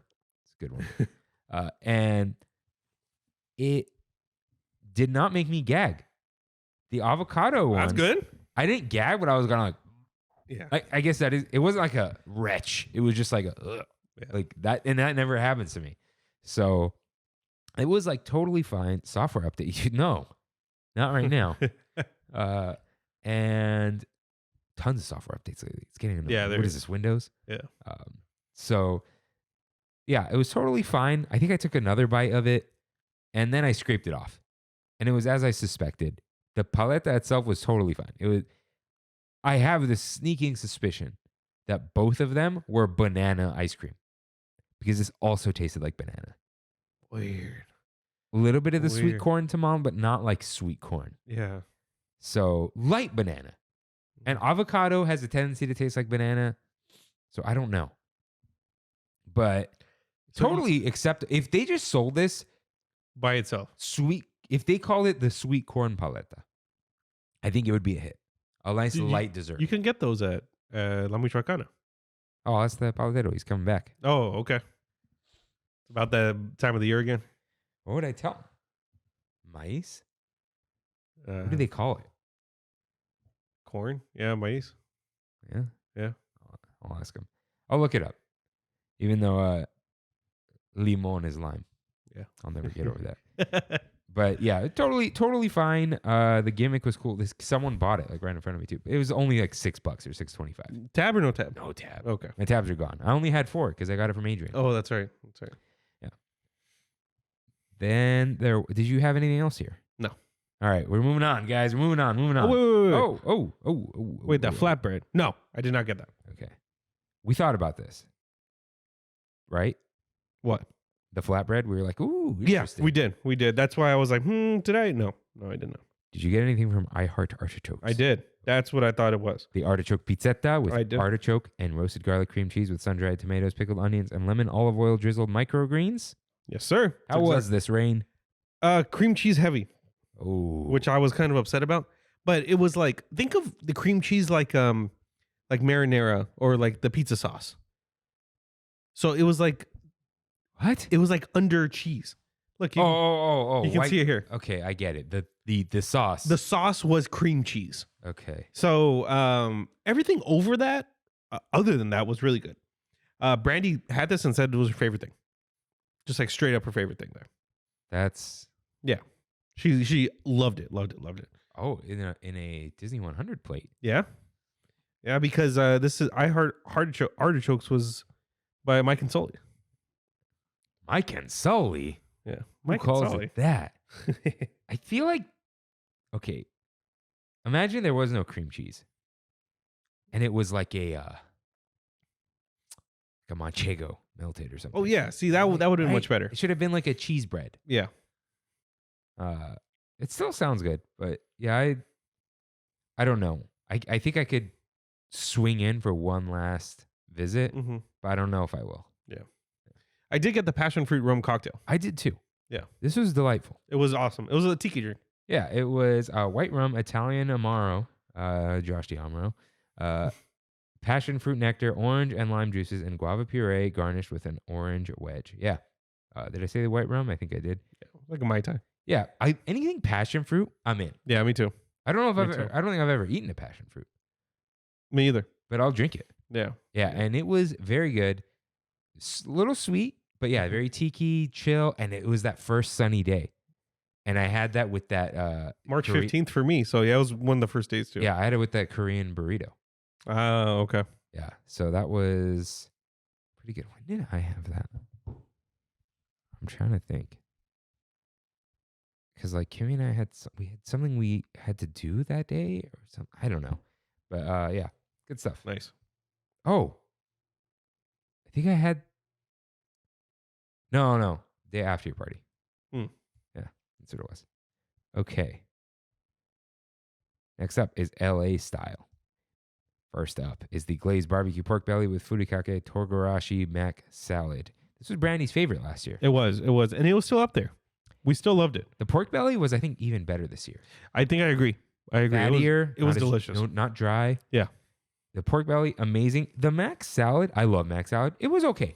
Don't like mac salad. So I don't know. But it was okay. But the pork belly, it was good, but it's still, I think next year, they got to bring back the pork belly banh mi. That was the stuff. I got to give it another chance. Well, it has mayo. Oh, we can't really ask without, huh? You might be. It depends on the day. Yeah. Yeah. You probably can. But yeah, it was good. It was good. Kimmy's favorite, the Impossible gyro inspired, non-gyro inspired flatbread and featuring Impossible ground beef with chipotle hummus, tzatziki, and spiced crispy chickpeas. You try this? No, I was tempted, but we did not. Yeah, this thing's very good. It's very fresh and spicy and meaty, even though it's not real meat. Chipotle hummus, cool, but I'm a real fan of just hummus. So regular hummus over red pepper? Over everything. Okay. Not even over. Don't put anything in my hummus. Okay. That you could put the red peppers in the middle of the hummus. Yeah. Don't mix simplicity, you know? I never brought you Georgie's, huh? I feel like you did. Did I? I feel like you did. I guess they're spicy hummus, real good. Where was it? Where are they? Covino. Yeah, that's the problem. Yeah. Maybe you did. I don't remember though. One in Glendora too, but even worse. yeah. R.I.P. Covina, dude. Hey, You don't even care anymore. I forgot to tell you. You turn your back. The Pasadena is real, dude. You know what's coming there? The Laugh Factory. Ew. Hey, it's a comedy club. Brea, it's downtown Covina's right up there with Brea now. Brea Improv. Huh. They're doing some good stuff. Scoops on Tap. Ever Yeah, heard of but them? the Slaters never happened. No. That would have made it. It's supposed to be another burger place, but Yeah, but I haven't been to Slater's in like me either. The Pasadena one was the only one. Yeah. But have you heard of Scoops on Tap? no. It's like an alcoholic ice cream place. That sounds terrible. I'm sorry. So says it's amazing. I've never had it. They're at Bottle Logic all the time, but they're based in Covino. I don't know. I feel like I need to go out more. Don't spend money. You're good. But I feel like I need to go out more. Mm. I don't know. We'll see. I did not try the Echo Park cooler. I No, wasn't me down. either. I wasn't down. Rain, down that. Come on. We gotta get rid of this. Wait, there's still more? Wasn't there? Oh, like a little bit, no? Yeah, we gotta come on. Just top me off here now, dude. All right. I'm good. Let's go a little bit here. I'm good. I think that's all right. I'm gonna toss some orange juice in here because we gotta drink the orange juice straight. You know we do. The D Duck. The warm orange. It's not warm yet. But I was thinking about that. I'm like, we're just leaving this orange juice out. Okay. So peppers caliente. Did you dare try the chili relleno again? Nah, screw that, dude. I wanted to, but I was just like full. I saw so many people with it, and I'm like, dude, it's probably good. Yeah. Okay. Rain. This is all you. The camarones a la diabla. Spicy shrimp with California chile and cilantro rice. I really like this. I really liked it. Spicier than I thought it was going to be. Like, they weren't scared. They actually put a good amount of spice in it. But the whole time I'm eating this, a little Kirk on my shoulder, dude, the shrimp doesn't taste right. The shrimp doesn't taste right. Dude. There's something off with it. I was on my own shoulder at Catal. Yeah. It was weird. It was weird. A little too slimy. But it was also like... Too far from the ocean. Yeah. It reminded me of like a little stand that you go to that sells mariscos. Like... I won't even. I won't either. But this is what I imagine it tastes like. The only mariscos I'm getting is like a fish taco. Mm. You know? Because it's fried to death. Yeah. Dude, you go to Ensenada, every corner there's a mariscos guy. So. Yeah. Was it your picture that wasn't that red, or was that Anna's? It was probably mine, actually. I think Anna got it too. It was not red like the thing. No. It was more like a chipotle brown red. Dude, that needs to be like honey walnut shrimp. Yeah. Surprisingly, a lot of mayonnaise and honey walnut shrimp, but I still like it. Yeah, I did not know that. Yeah. Oh no, that's when we went for Kimmy's mom's birthday. I was like, is this condensed milk? Because it would be. Mm-hmm. And Kevin was like, oh man, that's mayo. Yeah. I'm like, yeah. Because it doesn't taste mayo-y. It tastes creamy. Mm-hmm. It's probably Kewpie too. The Japanese meal? Yeah, good stuff. All right. Shout out to Dukes. Okay. Did you get the Cantarito style Paloma? No. Okay, so I got the empanada and Paloma last year. The Paloma was totally fine. It's a red reposado tequila, habanero infused pineapple juice, lime juice, rock melon syrup, and fresca garnished with pineapple wheel and chili lime seasoning. Shout out to Fresca. Shout out, dude. Shout out. Fresca's Good stuff. Way good. Yeah. When it comes to like the diet sodas, Fresca's definitely. Oh like yeah, I don't one. even. There's like Diet Dr Pepper Mhm. that I actually enjoy. Yeah.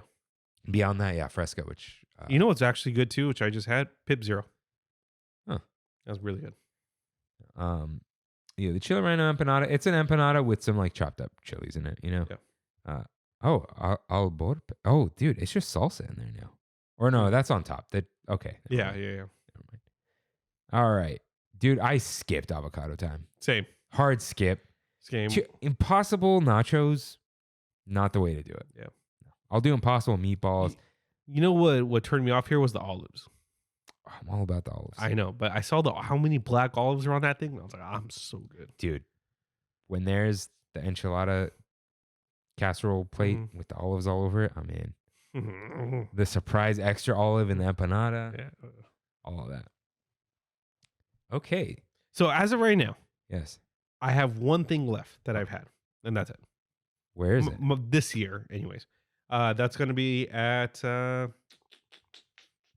where are you? Pacific Wharf Cafe. Okay. So at Cocina Cucamonga, I did not try the strawberry horchata. Did you have that last year? No. There's a seasonal mango margarita. Oh, that is all the booths. Super anticlimactic because of the avocados, but whatever. Lamplight Lounge. I assume you did not return this year. I did not.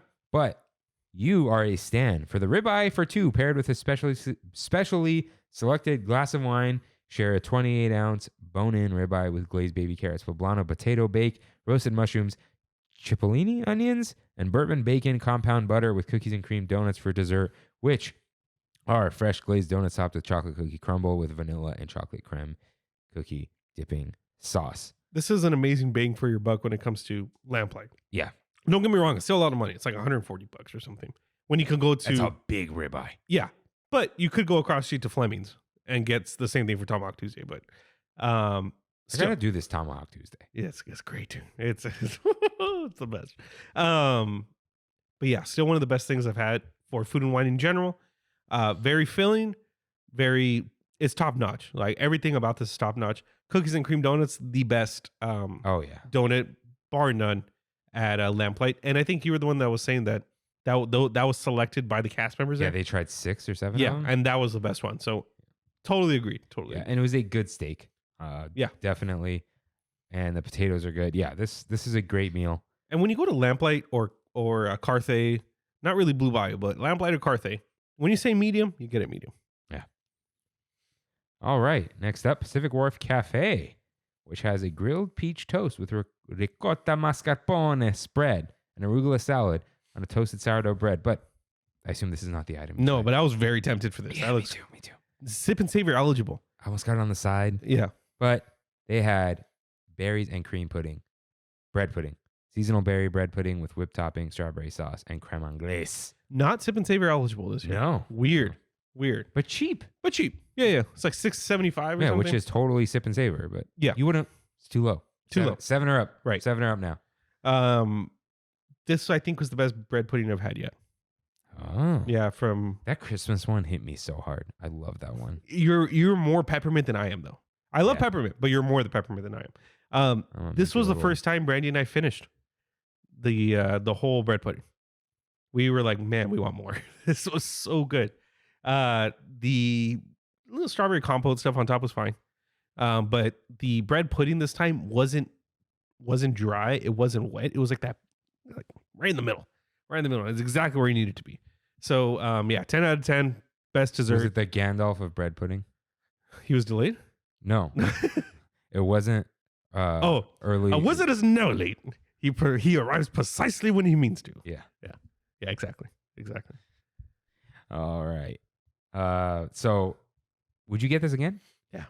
Yeah, no heartbeat. That was awesome. Would this be better with chocolate chips? No. Like little tiny ones? No, No? I don't need the chocolate chip a lot. I do all Yeah. the time.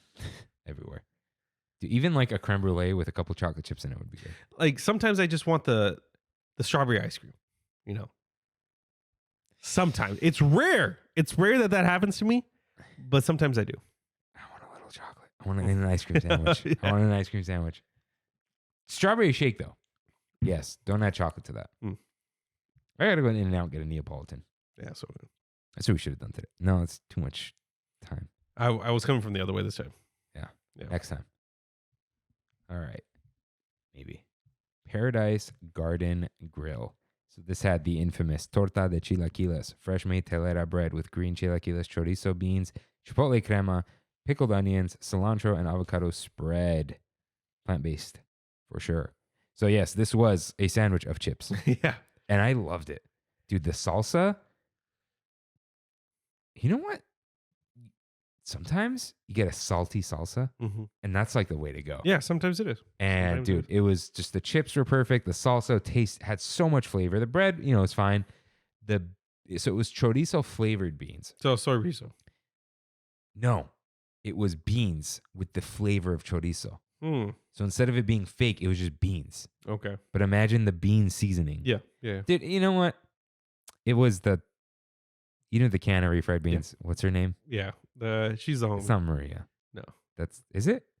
Juanita. Isn't that the salsa? No. You got the computer. You're faster. Juanita Beans, I'm afraid.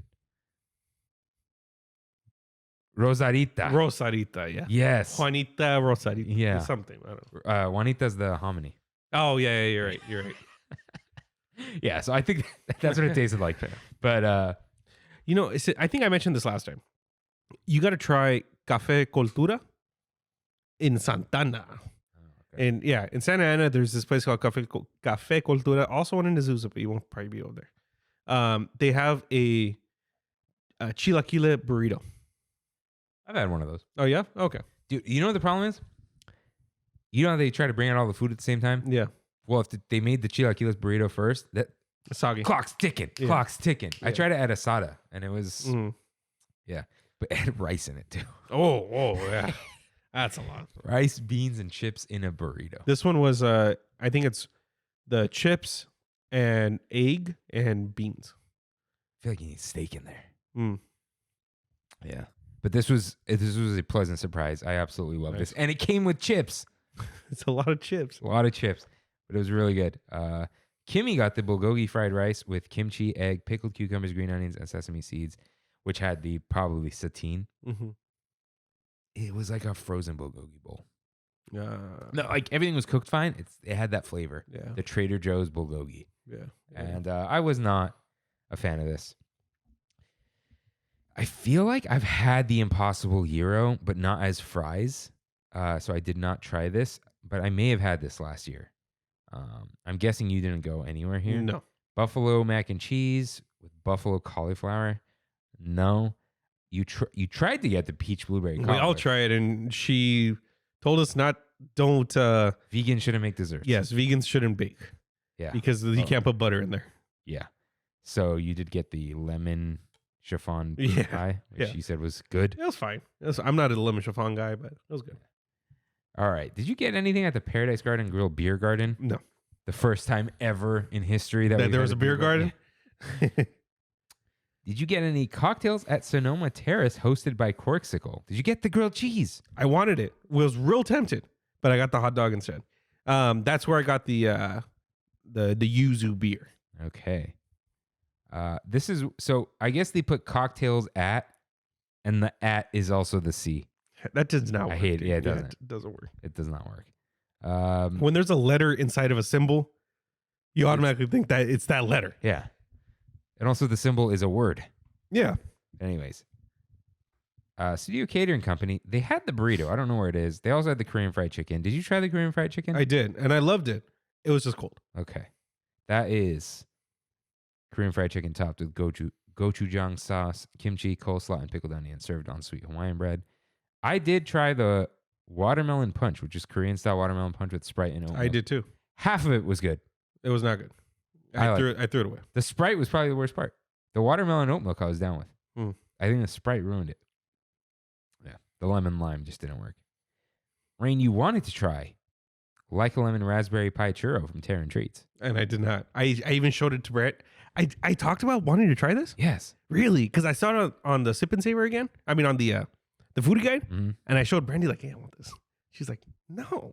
I was like, all right. She didn't want a raspberry flavored spiral churro topped with a lemon and marshmallow glaze and pie crust crumble. No. Oh, that sounds really good right now. It does.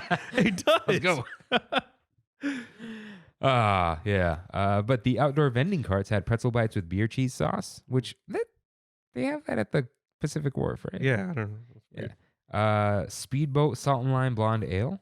Get out of here, salt and lime beers. I'm tired. Have you tried the street cart? No, You want one? you haven't? Yeah. Not right now. No, I'm still drinking over here, Dude, drink it so we could try the orchard. You could do it, Rain. Why the straw? Hmm? Why the straw? I drink faster with straws. Really? Yeah. All right. Rain, we're going Oh, more OJ. That's a lot of vitamin C inside only of as me. much as you want. Only No, as I'm much. just. Like how much? You just tell me when to stop. Yeah, fill it up, dude. Fill it up. Keep going. Stop. All right, there it is. Sir. All right. Let me hold on. We got to cheers one more time.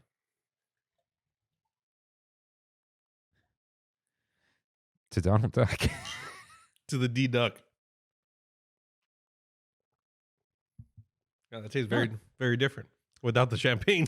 This tastes like orange juice. This is like a Florida's natural. Yeah, dude. I Concentrate is fine. I appreciate 100% orange juice. Yeah, concentrate. But Yeah. dude, I think totally fine. Yeah. I'm thirsty. I'm giving blood tomorrow, so it's probably good for me. Yeah. Or they can make your blood sugar. No, they don't test blood sugar. Is there iron in here? I would imagine. 0.3 milligrams. That's not bad. So, Actually. yeah, it's something. Okay. I want to try this Brewery X Orange Electrolyte Hard Seltzer. Sounds fun. Have I had this? I don't think so. Because I'm thinking of like a creamsicle, and I don't think this is like a creamsicle. So there is at the churro cart in Buena Vista Street. Wait. Willie's Churros. Come on. I don't want to call her out. We called her out too much. But pineapple coconut churro with pineapple sugar, pineapple topping, coconut cream icing, and toasted coconut. I don't think I had this last year. I think no, I'm good. Last year might have been the mango one. Yeah.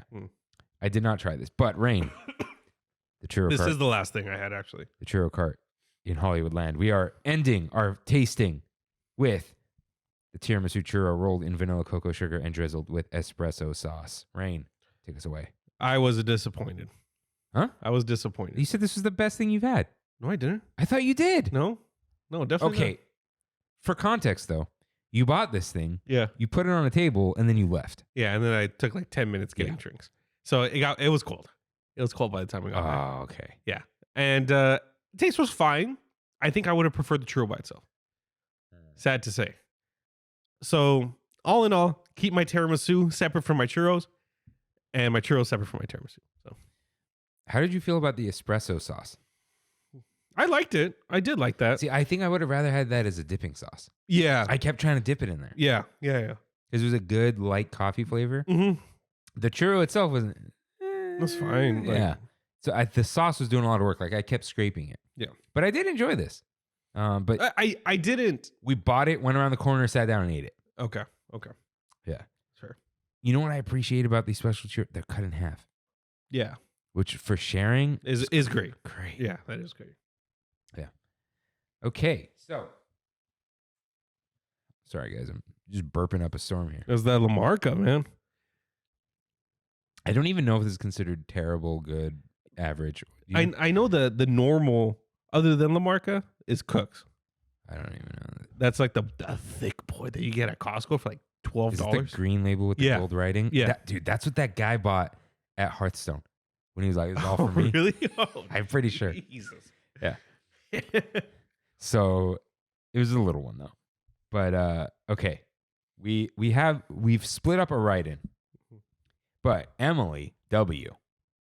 writes in because she did the wine tasting. She mentioned doing this a few weeks ago. Like, oh, I'm going to do this with my mom. Yeah. And we have the write-in. And this is like, I took it out of her. We have it so good. So you'll get the rest of it later. And this is in the middle.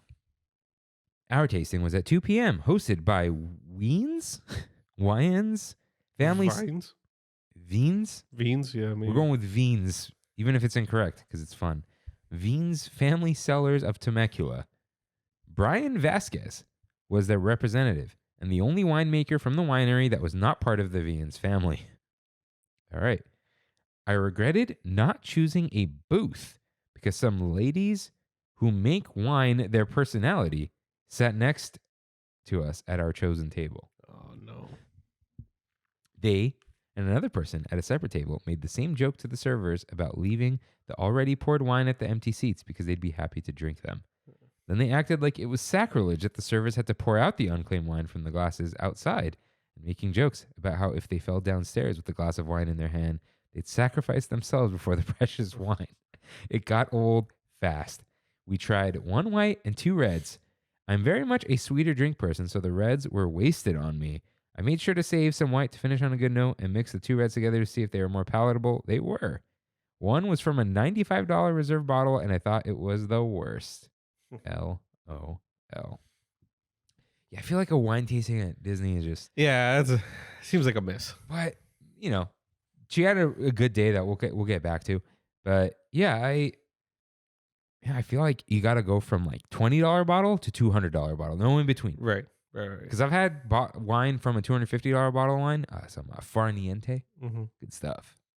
But yeah, in between, it's like go big or just don't, not go home. Right. You know, good $20 bottle of wine, great stuff. Yeah. Like, you know, and then Costco's got some really good $20 bottles. Dude, that's where my dad gets a lot of the stuff. And people say it's expensive. And I'm like, I guess if it's like bottle of something, expensive. Right. But like A lot of wines, it's like $24. Yeah. And they're usually really good. Yeah. And they're like 3-4 years old usually. Yeah. We're getting the 2020 wines now. Or are there 2020 wines? Yeah. Oh, good point. This is a. Hey, they're probably by themselves. Yeah. Well, yeah, someone had to serve Gavin Newsom.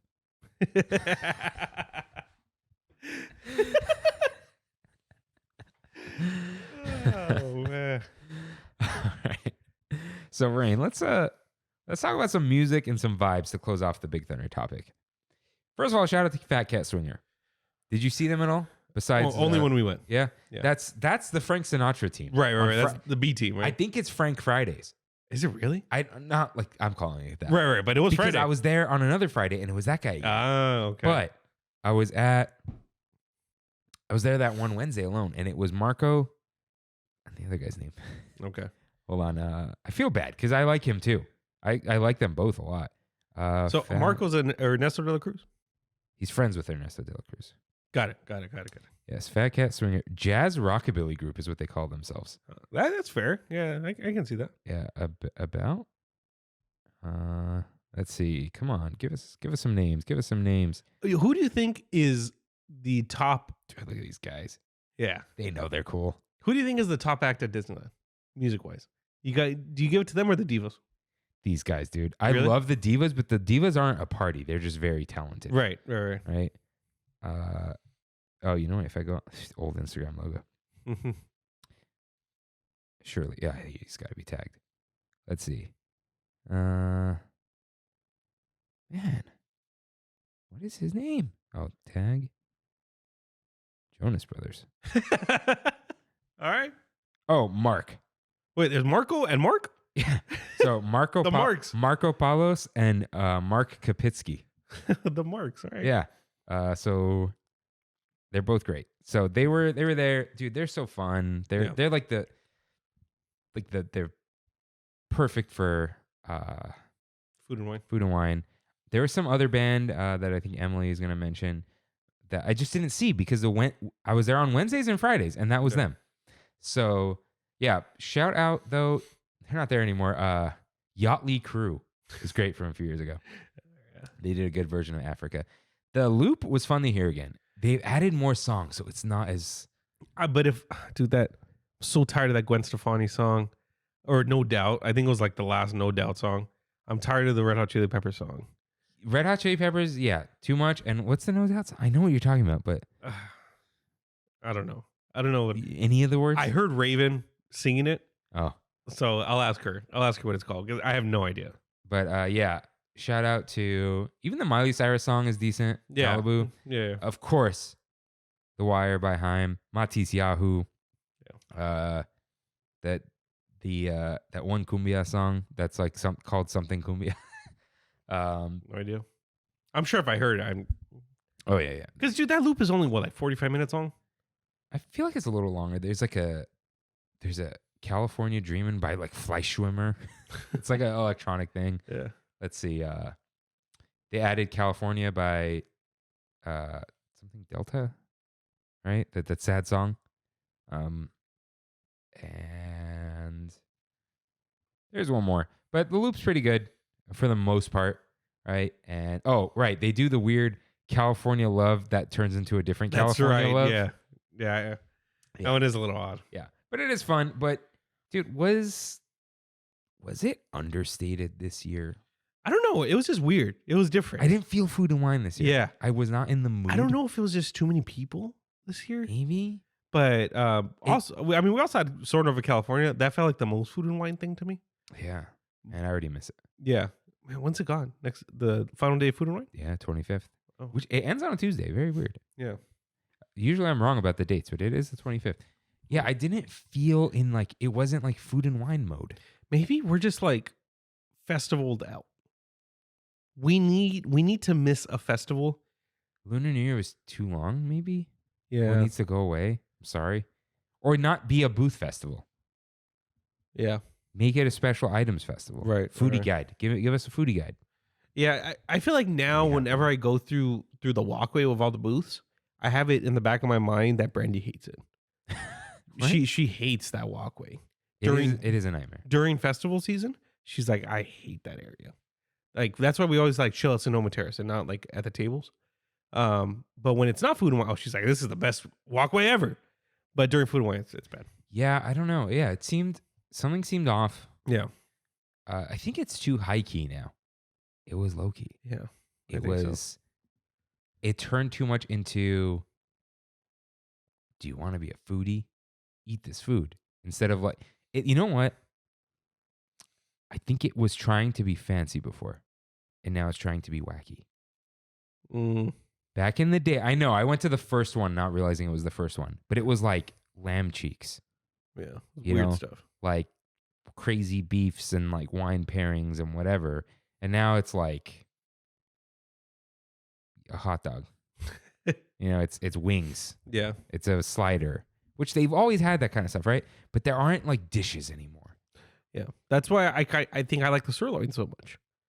Because it felt more like a dish. It felt like more like old Food and Wine. But the funny thing is, it was a sirloin. Yeah, that's fine though. Like, okay, like at the Flower and Garden Festival, they had that ribeye. That was the best thing ever, dude. Like, and that felt fancy. Like, you thought it was a sit-down food place. Like, that was my meal from a sit-down restaurant. Oh yeah, I did. Yeah. Yeah. Here, I'm like pulling up the food. Okay, look at this. This is from a few years ago. That is like a pork bao bun type of thing, right? Pork belly. The dishes too. Like the way, hold on. I think I have like singular photos. Like this was the way the slider was. Look at the plating, right? And then like I think that was like the lamb cheeks or something, and then like look at that it's like food. And these are like, not that we should have plastic plates, but like see how it looks more like. That looks like a meal. Yeah, appetizer hour. Oh, yeah. Look at that Mickey. Yeah, I saw that. That's cool. And that was Cal Poly. But it was a different vibe. What year was it? 2016. Oh, 7 years ago. Yeah, that's crazy. Yeah, so it's not that it's bad or anything. It's just like appetizers, I think. Yeah. Yeah, and I leave the festival unsatisfied every time. And it's like I'm leaving and I'm like, I want food. But I shouldn't. Dude, I once ate 4 things back in the day. I wanted to die. Yeah. It was too much food. Yeah. And now, now it's more. There was a sweet spot where they got small things, but the price was okay. Now it's $8 and everything's kind of small. Yeah. Or mac and cheese with meat, but not enough meat. So then you want another thing, but that doesn't have enough meat either. Right. And then you just ate a bunch of potatoes and pasta. Yeah, I hate feeling this way about Food and Wine because I'm like the Food and Wine guy. I was like the #1 evangelist for Food and Wine. Right. I did the 2020 episode when no one else did. Yeah. Like, I don't know, man. I don't know. I'm hoping that this break in festivals allows us to come back to Festival of the Holidays and be like, Festival of Holidays went a little hard. Yeah. And I think Lunar New Year doesn't. I just stopped Lunar New Year. Just stop it. I did. Stop the booths. Yeah.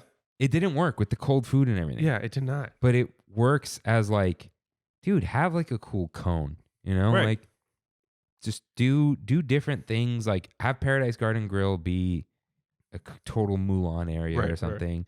Just change it up. From now until Festival of the Holidays, are we going to see another festival? Do you think they'll do another like a fall festival? I have a feeling this is the year, like arts, an August to maybe actually July to September. Will we get Festival of the Arts? Maybe probably. It's something, or maybe they bring Flower and Garden over here. I don't know. Do Flower and Garden. Dude, they bring in a couple topiaries and we're good to go. Where are they going to put them? We don't have that. Yeah, we don't have that extra space. And we can't put anything in the water. Yeah. I don't know. But yeah, I've been thinking about that. Are they going to add another one? I don't think they should, though. They shouldn't, but I have a feeling they will. Yeah. They should chill out. Oh, well. Yeah, I didn't have I had a good time. Yeah, but me too. I didn't have I wasn't in Food and Wine zone. I wasn't itching to go and try everything. I was kind of like, hey, I'll try some things. Like, there was that one day I went and pigged out. Yeah. But I wasn't. Usually I'm like in my element, and it didn't feel that way. The first day that I did my sip and savor, everything that I had, I was over the moon. Yeah, you loved it. You were like, guys, I loved all this. Top sirloin is the top dog. Yeah. And the second time I went, I felt like I forced it. because I had my tabs and I wasn't going to waste them this time. Yeah. It was totally fine. Yeah. 7.5. Yeah. Right? Yeah. So that's a good rating. Yeah. All right. It's time for Now Playing. So first, I just want to put this note from Drink Up Disney. I love that you guys are talking Succession. I'm fully caught up and love it just as much as the first episode. Also, Team Cousin Greg till I die. That man can do no wrong. Greg was, Greg. I'll say, no spoilers, Greg was hilarious this week with his interaction with multiple people. It was good stuff. I'm on season 2, episode 3. 2 or 3. I forgot. But loving it. Absolutely adoring the show. Every actor in that show is next level. Didn't realize that Connor is the guy from Ferris Bueller. He looks the same. I kept looking at him. I'm like, who's this guy? And sure enough, it's that guy. Kendall's awesome. The guy who plays Kendall, Jeremy Strong. Yeah, Jeremy Strong has been in a bunch of stuff, and every single thing he's been in, I've never seen. Like they're things that I've always wanted to see, but I've never watched them. So he's a method actor, which I hate. Oh, he is a method actor? Dude, Brian Cox, Logan, Yeah. just constantly takes craps on him. Really? Like in real, like he thinks method acting is stupid. He's like, just say the lines, like just act, like just like people ask him about his process. He goes, I just show up, they say action, and I do the thing. Yeah. Like that's it. And there was like some joke on Jimmy Fallon where it's like Brian Cox's master class. He shows up, just say the effing lines. And don't bump into the furniture. Like that's it. But no, I'm loving it, man. It's so good. It's so good. Did you notice in the first episode, Roman had a wife and daughter, and then they just never minded. Did he really? They just never minded it. Wow. Yeah. Wow. They like turned into girlfriend, and then they just disappeared. They're like, whoops, we shouldn't have done that. That's so interesting. There's no plot to it. They admitted it was a mistake. Yeah. I didn't know it was Adam McKay and Will Ferrell. Huh? I didn't know it was an Adam McKay and Will Ferrell show. Will Ferrell. Yeah, he's a producer. He's like the main producer of it. He's never. Yeah. Do you know? So Adam McKay is like Will Ferrell's like muse. Like they do everything together. Everything. Will Ferrell's never in any of the interviews. No? Adam McKay? Okay, yeah, I've seen him. Yeah. But they had a falling out. Him and Will Ferrell. They don't really talk anymore. That's interesting. Yeah. Huh. But he did The Big Short, which you can tell. Like the way it's filmed, it's the same thing. Yeah. I remember when we first started watching it, Brandy was like, why does it feel like The Office? But it's not The Office. Mm. And I'm like, I kind of like it. Like, but yeah, I'm excited. I'm excited to keep going. Sos told me today that he won't play Lorcana with me unless I catch up. So With Succession? Yeah. Oh, there you go. Yeah, because he said, I know you and your fire will burn out. With what? With anything. Because like I start something really strong and I just put it away. Yeah, like you did with Magic, right? And Digimon. I never did it with Magic. I did it. Oh, you were going to do it with Magic? I thought you had a deck. I mean, I had the decks from LeBlanc Oh, that he gave out, but that was it. But no, I'm excited. I'll finish this one. This one kind of there's some relation there for me. I'm sure for you too. Will there be a Sora card? Oh, for Lorcana? Well, there will be Kingdom Hearts variants of the For characters. sure, dude. Easy. Dude, I'm really curious on what's going to be competitive. Because competitive stuff isn't always like the cool stuff. No. So like it'll They be just something wanna win. weird. At first I heard it was going to be a Hades Stitch deck was going to be top. I hate Stitch. Yeah. Now Elsa's busted. She's too good. And Hook is really good. And you can't nerf. They're physical cards. But you could ban and limit. Yeah, they're Like weird. every Tournament rules and every card game has a limit list, a ban list, and like a semi-limit list. Or you do it like Magic and they ban whole sets. Because their stuff is so old, it's like you have to be like, okay, anything from 2014 on is legal. Same thing with Pokemon. That's so funny. Yeah. Yeah. I feel like I'm doing something else too right now with no playing. I jumped into Dreamlight Valley. I've been talking about that. Oh, yeah. I got the Pixar Pal Around. some park benches, some trash cans. Nice. I think I missed a Disney 100 thing Mm-hmm. because I don't have their outfits. Mm-hmm. It's still fun. There's some weird glitchiness to it. I think it's launching soon. And in 1.0? I think so. Cool. Yeah, it's fun. It's fun. I'm enjoying it. Just kind of doing it on the side.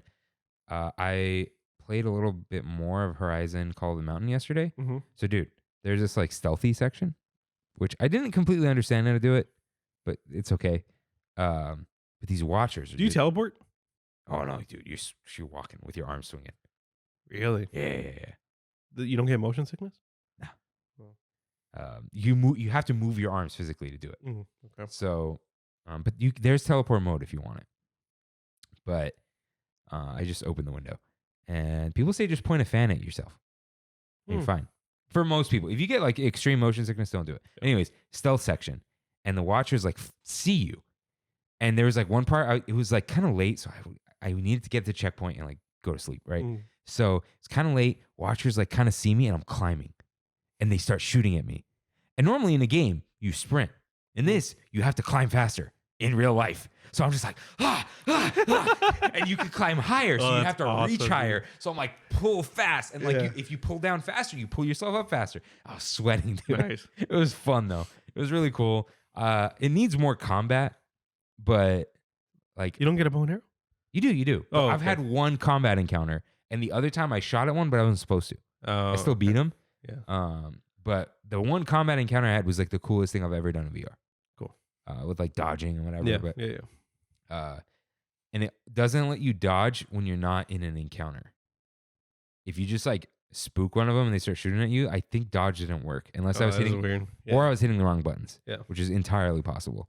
But the only really annoying thing to jump, you do the middle finger triggers, like the inside ones, and you pull, and then it jumps in the slowest slow motion possible, so you don't throw up. Right. But I'm like, can I speed this up? Like I'm fine. You're just like.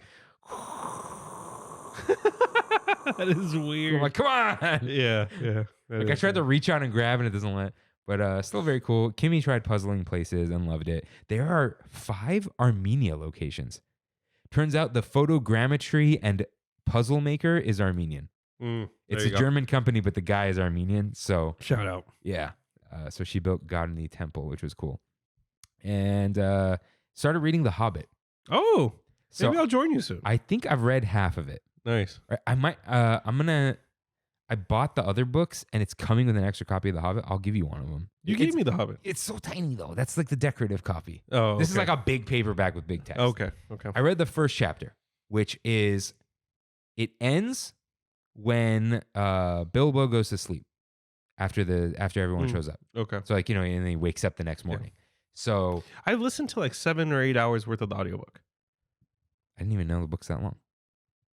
I mean, I don't know. I haven't. I think the audiobook was like 16 or. Oh, really? Maybe. Yeah. I could be totally off. But well, I guess reading out loud is slower than reading just in your head, right? So all I read was the first chapter last night. Dude, the writing is so cozy. Just like I want to be That's there. Tolkien for you, man. Dude, it's so good. Like I've read half of it and just forgot. And I've seen the movie. Tolkien's a masterclass writer, but he does not know how to name people. Like really, dude, Mount Doom. That's awesome though. Dude. Oh, the 2 girls in Lord of the Rings, Éowyn and Éowyn. Dude. Arwen and Éowyn. Owen and Glowin are brothers. Yeah. Killy and Philly. Owen and Gloin. Yeah, whatever. Yeah. Owen, Keely, Owen, Feely. Glowin. Yeah. There are 2 other ones too. Dude, it's like he gets a... But it's fun. Yeah. No, I get it. Because it's... The Hobbit's a lot more fun too, though. Than Lord of the Rings. Lord of the Rings is kind of drab. Yeah, but I'm going to read them all because I thought like, okay, it's time to read them. I bought the Silmarillion too. But... Yeah, I have a copy of it somewhere. I'm sure it's on my shelf. Michael at work said it's like The Hobbit was written as like a bedtime story to his daughters. Yeah. So it's like it's very simple. It's very cool. But the Silmarillion's more like Cliff Notes. Yeah. So his son actually put it all together. Oh, okay. Because he was writing it. Yeah. And had all the notes of like it's the Bible. Yeah. Right. It's not really a story. There are stories within it. Yeah. Yeah. But Christopher Tolkien, I think, put it all together. But there are stories like that are expanded, like Children of Hurin. There's like 3 of them. They say Tolkien's son did a good job, but what's his name? Brian Herbert's son? Or no, Frank Herbert's son, Brian. the Dune guy, just messed up Dune. Oh, really? So Dune 6 ends on like not a cliffhanger, but like was gonna wrap up in the next book, and then he died, and then his son took over, and people were like, don't read anything by his son. Oh, wow. Yeah, but I guess Tolkien's son didn't write anything. He kind of put it together, and he knew what it.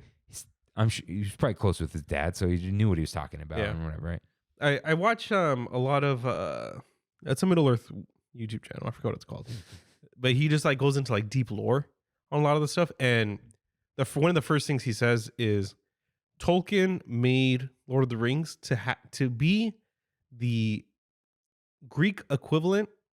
The British mythology. It's the British mythology. Yeah. English mythology. English mythology.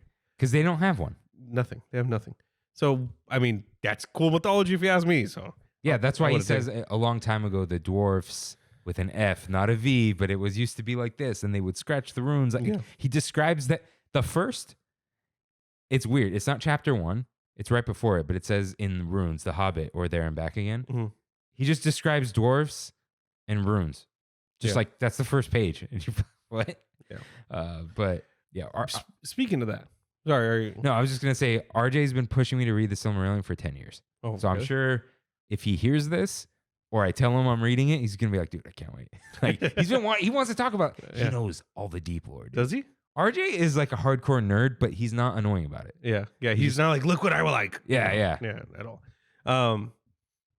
That's what I wanted to talk about. I went to go watch Return of the King in theaters. You dragged Brandy. I did 4.5 hours. Well, 4 hours and 11 minutes. But I got there maybe like 5 minutes late because dinner was a little long. But oh man, dude, I saw it. I hadn't been to a Cinemark in years, if ever. I'm always going to AMC because I have stubs, right? But I went to the Cinemark and we went to the Dolby equivalent, which I guess it's called XD. Was it Atmos?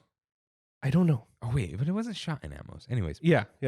But the sound was really good. Yeah. Whatever it was. And dude, there's the scene when they're on the Battle of Pelennor Fields and Theoden is riling up all the guys, all the Rohirrim, like saying like, this is the day we're gonna die, all that stuff. Oh, dude, and you hear all like the horses like clanking and stuff. Oh, dude, it was the smile on my face was just like from ear to ear watching that, and just like everyone, and then everyone starts I like the clapping stuff in the movie theater. So honestly, if I went to see Return of the King 20th anniversary, we can clap and cheer and stuff, right? It's not the premiere. No. If you already know what's going to happen, that's okay. Yeah. It's when people clap and you can't hear the dialogue that you're hearing for the first time in your life. That's when it's a problem. It's like, come on, guys. So there's so many moments in Return of the King where you're like, yeah, like I Am No Man is the big one, where you hear all the girls like, yeah, it's awesome. When the mouth of Sauron gets his head cut off, when Sam is holding up Frodo and taking him up to Mount Doom, when he says that, I can't carry the ring, but I can carry you, and goes up. Oh, good stuff, man. Good stuff. I had such a good time. I'm gonna go watch it again on Wednesday. Because of course I am. It sounds fun. Yeah. I gotta, because I want to read them again. I've never read Lord of the Rings. I've never read it. It's hard to read. I tried reading it as a kid. Michael works at the same thing. It was, I tried reading it as a kid. I'm like, me too. He's like, The Hobbit's easy. Hobbit's easy. Yeah, but Lord of the Rings is hard. But I used to check out, I don't know why, I never finished. I checked out The Hobbit from the Woody Republic Library like a million times. They have like the original cover and all that. But it's good. I want to get back into it, know the lore a little better. Yeah. All these names you say, I want to know where they come from and all that. But yeah, it's so well written, dude. Just the way everything's described and whatever. It's good. I mean, Tolkien was like his whole thing was he's a linguist. So he's just a master in talking and writing. Yeah. So yeah. So fun. Lord of the Rings. I don't want whatever's going to happen to the Lord of the Rings to happen. Me either. Whatever. Me either. Yeah. We have what we have, at least. Yeah, you don't mess with perfection. That or Harry Potter. They shouldn't be doing Harry Potter either. Yeah. And so this is a Reddit comment that I'm stealing, right? So someone said Hogwarts Legacy proves it doesn't need to be Harry, Ron, and Hermione. Yeah. But that it doesn't need to be the Wizarding World either, because Fantastic Beasts sucks. What is the common denominator? Hogwarts. Why? Everybody wants to go to wizard school. Someone had a good idea of like just other students while Harry, Ron, and Hermione are there. Or just, dude, any different time period. Dude, Yeah. you know what'd be a cool show? The founding of Hogwarts. Yeah. Yeah, sure. Yeah, having the four houses. Yeah, Godric Gryffindor, Rowena Ravenclaw, Helena Hufflepuff. and Salazar Slytherin. Yeah, good stuff. But HBO, come on. Or sorry, Warner Brothers. no, Or Max. Yeah. It's not, dude. It's Discovery now, right? Like that's the parent company. It's Warner Discovery, kind of. You know how you know the show's not going to be good? It's not an HBO show. It's a Max original. Is it really? Yeah. Oh well, yeah. No, I'm out. Yeah, that's... Dude, you can't... Daniel Radcliffe. It's Harry Potter. He's Harry Potter. Doing a movie of the Cursed Child. Cool. Because guess what? Daniel Radcliffe, Rupert Grint and what's her name? Emma Watson will be back. But having people replace them, no. Yeah. It's like having somebody replace Frodo, like replacing Elijah Wood and Dude, he could Sean just do it Astin. again. Elijah Wood could do it again. He's done it again in The Hobbit. Oh, yeah. Yeah, and it worked. Yeah, and it worked. But Sean Astin can't, though. Or the other two. They're too old. Dude, have you heard them say they want to be buried next to Vigo, just like... Really? So apparently there's something in the appendix of Lord of the Rings. Uh-huh. Merry and Pippin are buried to the left and right of Aragorn. Really? Like far off into the future, right? Yeah. And he goes, yeah, we've asked Vigo. And he was like 10% in. And then we kept talking about it. And he was like, absolutely not. Over my dead body. And they're like, yeah, that's the idea. It's a whole interview. It's old. That's awesome. But they want to be buried with him. That's awesome. It's like, I'm not down. Yeah, it's crazy how perfect everyone was. Those movies. Yeah. Perfect. So good. But I don't know how, there was... I think there was one more thing I'm playing, reading, watching, listening to. Maybe not. Oh, well. All right. Not even close to done, guys.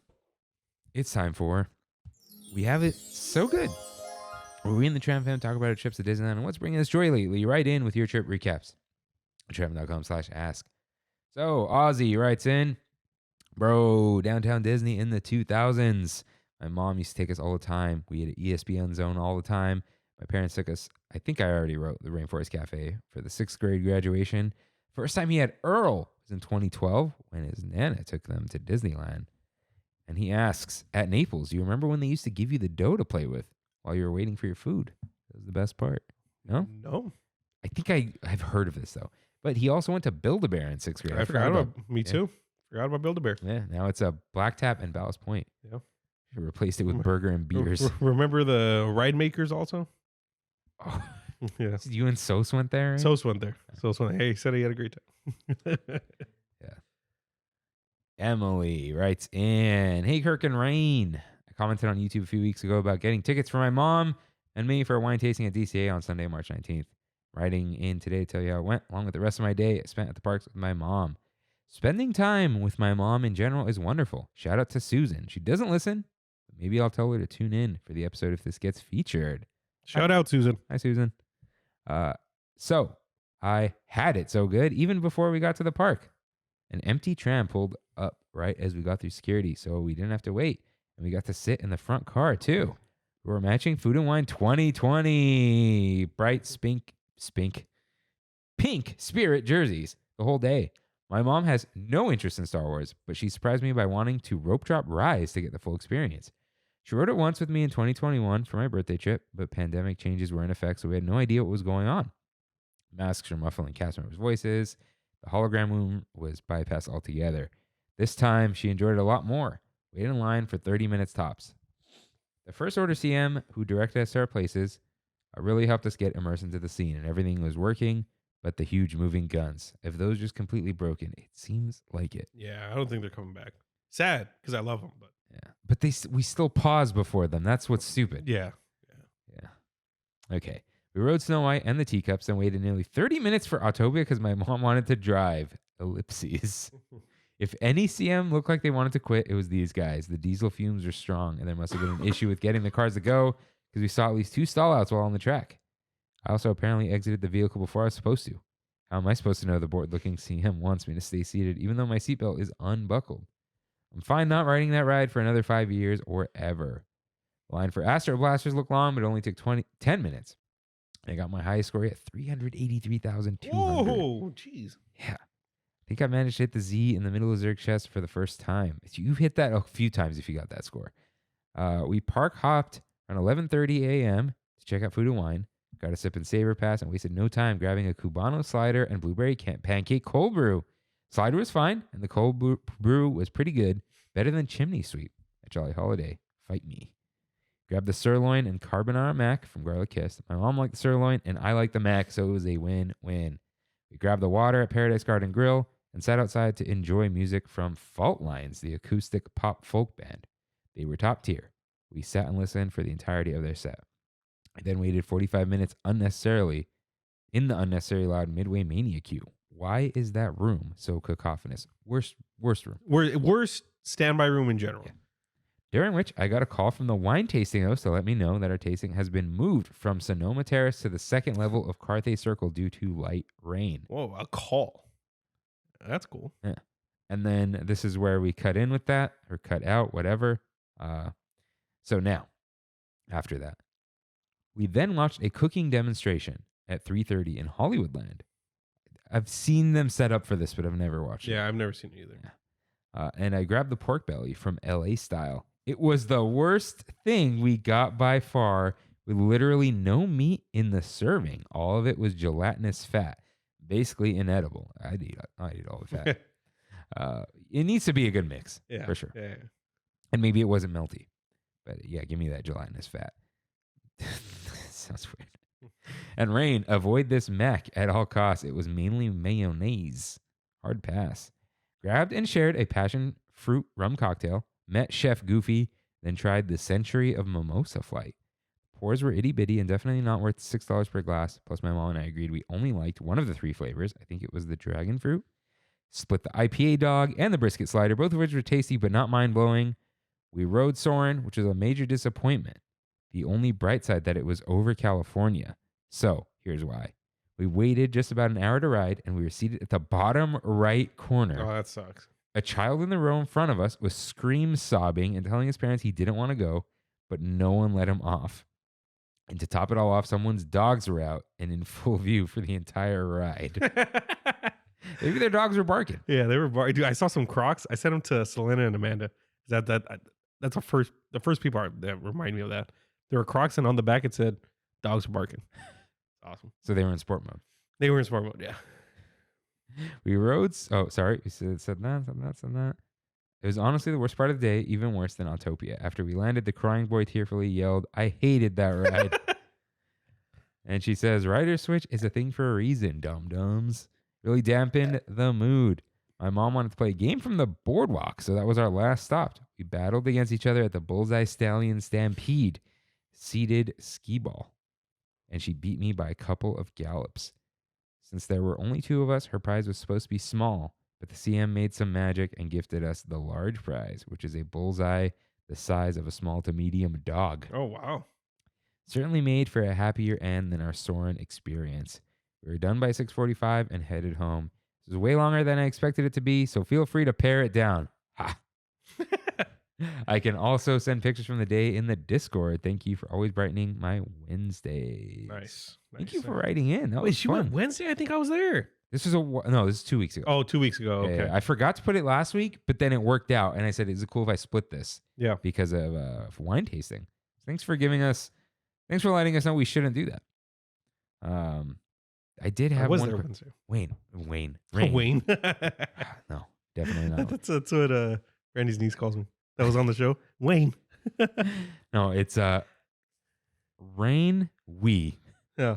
need to do the boardwalk games one day. Yeah, we do. And do like an episode. Yeah. See if we can get one of these big prizes. This kind of seems like a Disneyland hack. No, so what she was saying, if only 2 people play, they won't give a big prize to the winner.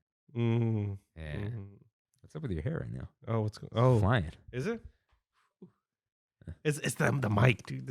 I mean, not the mic, the headphones. Like sometimes it's too flat and sometimes it's too crazy. There you go. You gotta just on. No slide. Yeah.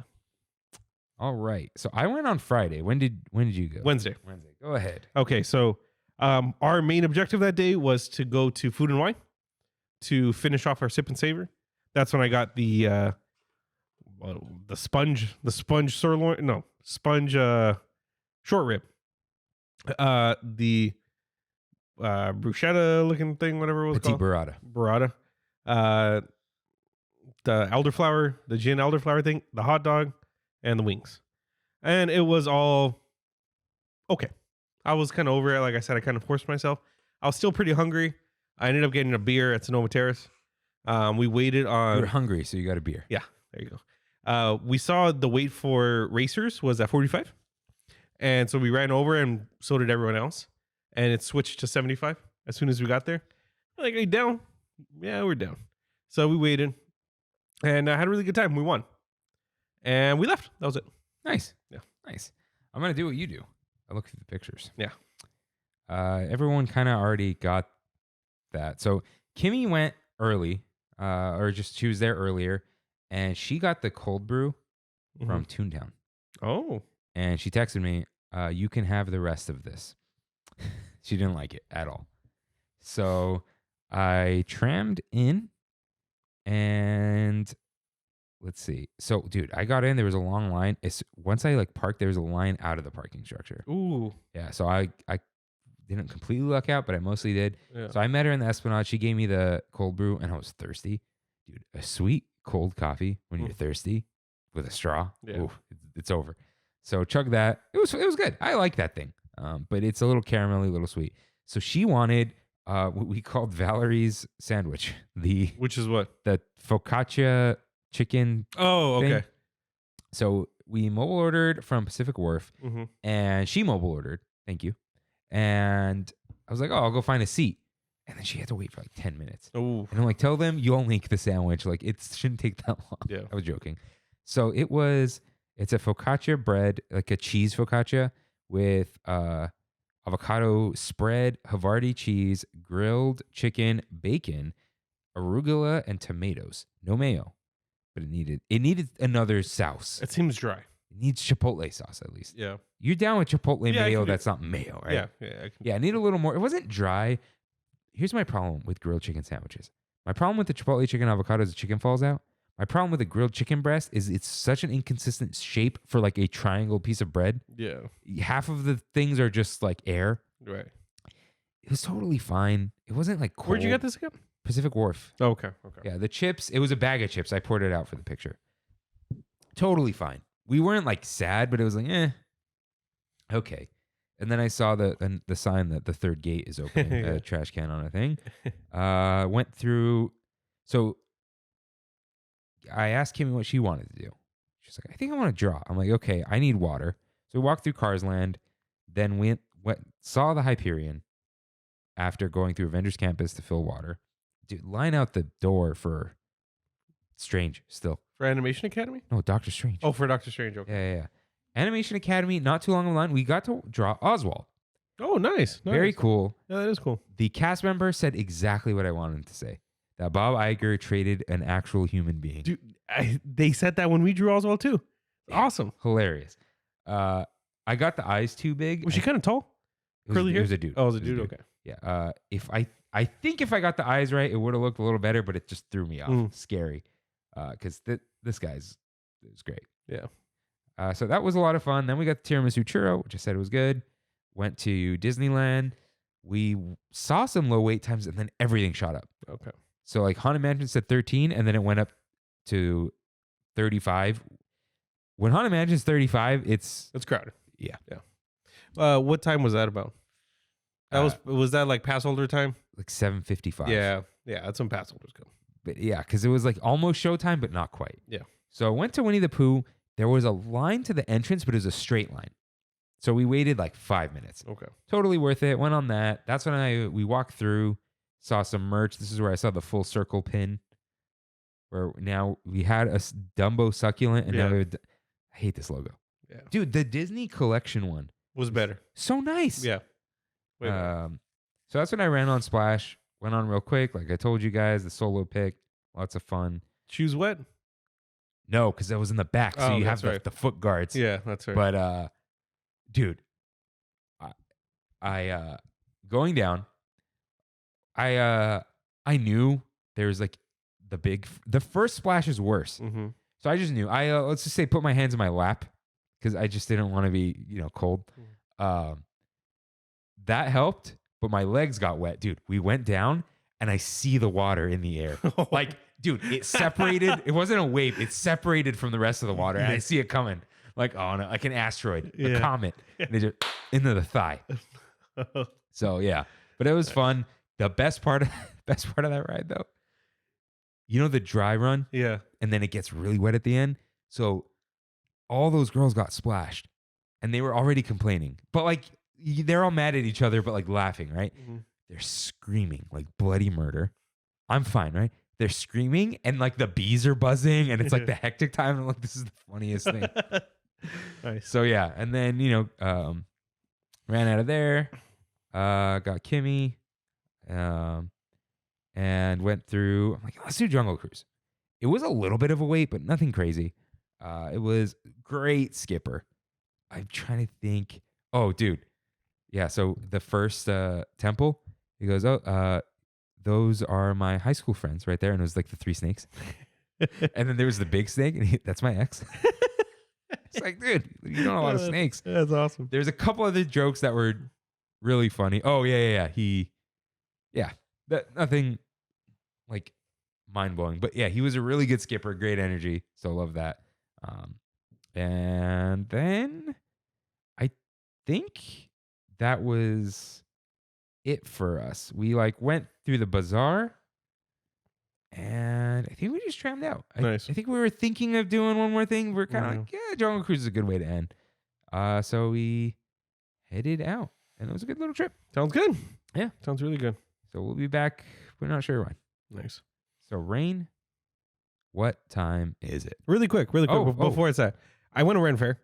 Oh, that's kind of like we have it so good. Yeah, I'll go sure, quick. For sure. Go ahead. I dressed up as Shmi. Yeah, you guys are pirate. Yeah, it was Pirate Day. It was opening day. Oh, okay. And it was also like, Pirate Day. It fits, but I don't know. So it's Pirate Day. That's okay. why. Okay. So because you commit. Yeah. And dude, I didn't realize how much of a hit I was gonna be. Dude, like honestly, like every 5 minutes, Shmi, just like looking at me. So I had to practice. I guess everyone's going hard being a pirate. Yeah. And it's like, it's Mr. Smee. Yeah, and so I had to practice doing the. Oh. And people loved it, dude. People loved it. And everyone was drunk, I assume. Most were drunk. Yeah. Did you see my chanclas that I got? That you got? Yeah, I got specifically for this. Maybe. Let me see. Yes. The Skull Rock chanclas. Ridiculous. Yeah. Met Pan. Oh. Okay. I met Wendy, but she jumped out of the picture. I don't know why. I met my doppelganger. Another nice. Shmi. I met Negative Shmi, as he called himself. I was already drunk by that point. Met my boy Gandalf. Let's see. Found a hook in the audience. Nice. Yeah, he was cool. Yeah, just had a good time. We did the pub crawl, and I was absolutely blitzed. I saw my cousin and my cousin Jay and I, we passed each other, and he's like, "You Christian?" Nobody calls me Christian. I know his family when it's Christian, and I'm like, "Huh?" And dude, I'm like, "Oh, what the?" It was crazy. But I can't wait till next year. We're gonna go even harder next year, doing the pub crawl again, and yeah, it's gonna be a good time. I've always wondered, should I go to the Ren Fair? You would like it. I think you would like it. This is the only time I'm willing to play with people. Like, I don't know. Like,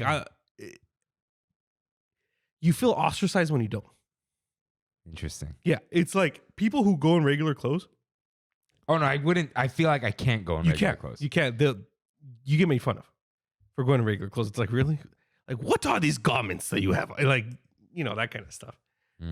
You say I, especially on Pirate Day. That's it. You're good. Like somebody says something to you, I, and they're like, I. So yeah, but it was so much fun, dude. Getting drunk with a bunch of pirates. It was awesome. Yeah. We saw the jousting, and I was falling asleep the whole time because I was so drunk, dude. You never talk about how drunk you are. No. And we were like 6 or 7 drinks in. That's why. And we had Chick-fil-A after that. We needed something. Speaking of that, I bought like 3 sliders. Okay. They were like Italian sausage with bell pepper and marinara. Uh-huh. Okay. It was fine. $24.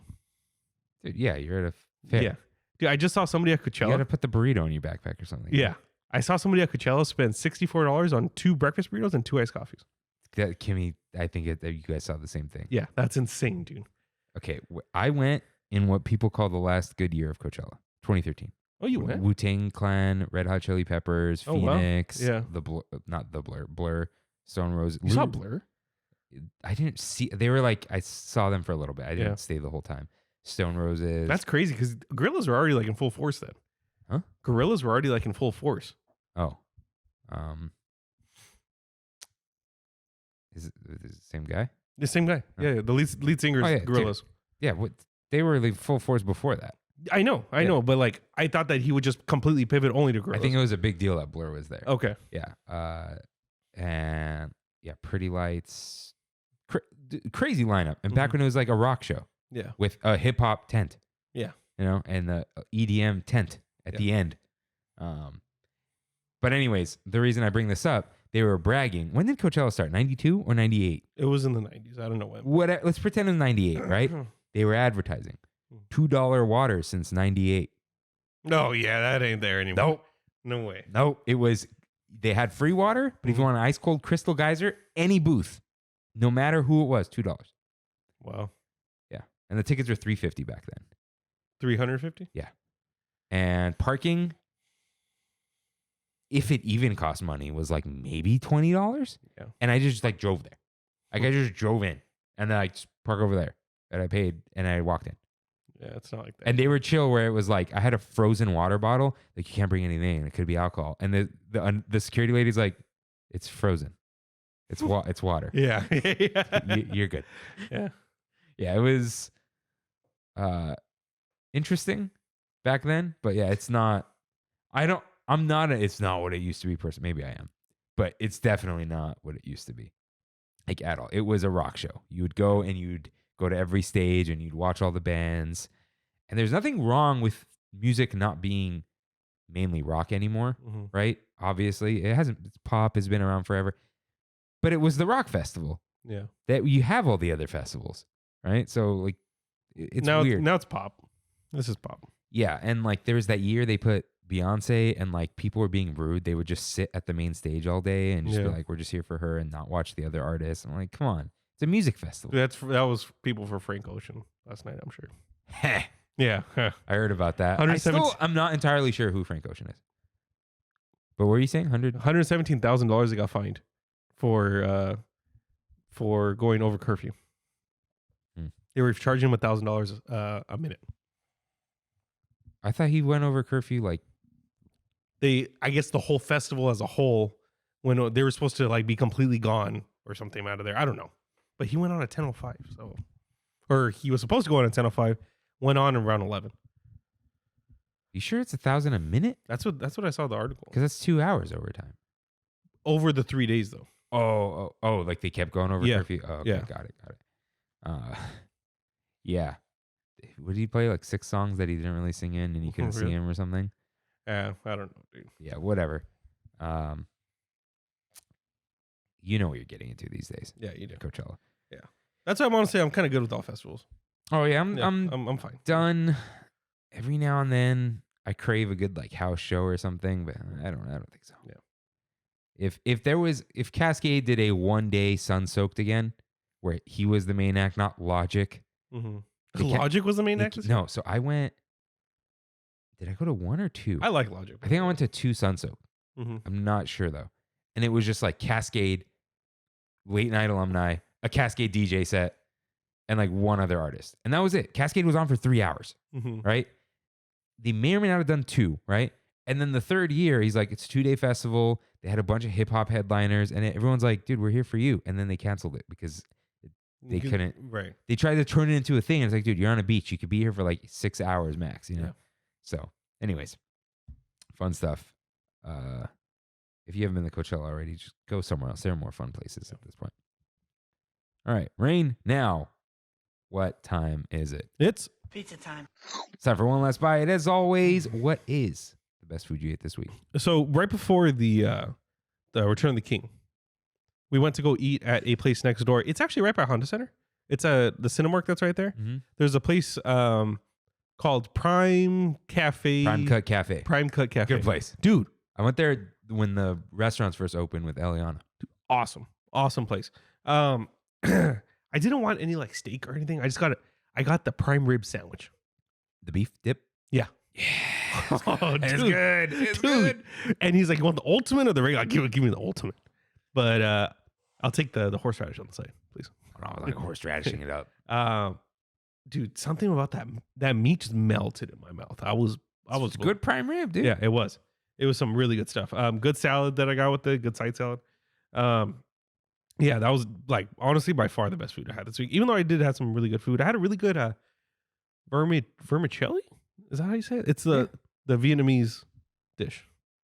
That's no. I forgot what it's called, but it's like noodles, egg roll, meat, and salad, all like in a container. Really good. Yeah, Vietnamese dishes. it starts with a V, Vermicelli is like Italian, dude. right? That's I know. But 40 delicious dishes. I just go to my DoorDash. Pho, Ban Chio, Xiao Lao, Ram Muang, Gao Xion, Bun Bo Hue, Ban Hot. Oh, it's vermicelli. What? Check it out.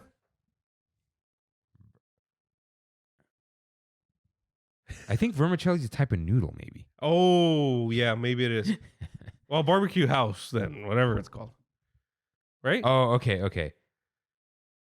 In English-speaking regions, it is thinner than spaghetti, while in Italy, it's thicker, but it's also used to describe various types of thin noodles from Asia. Okay. Yeah. Oh, literal meaning, little worms. Cool. Yeah. Cool. Best drink I had this week? I'm going to give it to the key lime pie mead that I had at the Renaissance Fair. Okay. Yeah, it was it was like a cider mead. That was like their thing this year. They stopped just doing regular mead and it's like cider meads now. I mean, they're a lot lower in percentage, but it's like a full 12-ounce drink now. It's from Bee Nectar. Good stuff. It was honestly probably the best cider or mead I've ever had. And then, let's see, best sweet. I'm going to give it to my extra soggy Cinnamon Toast Crunch that I had this week.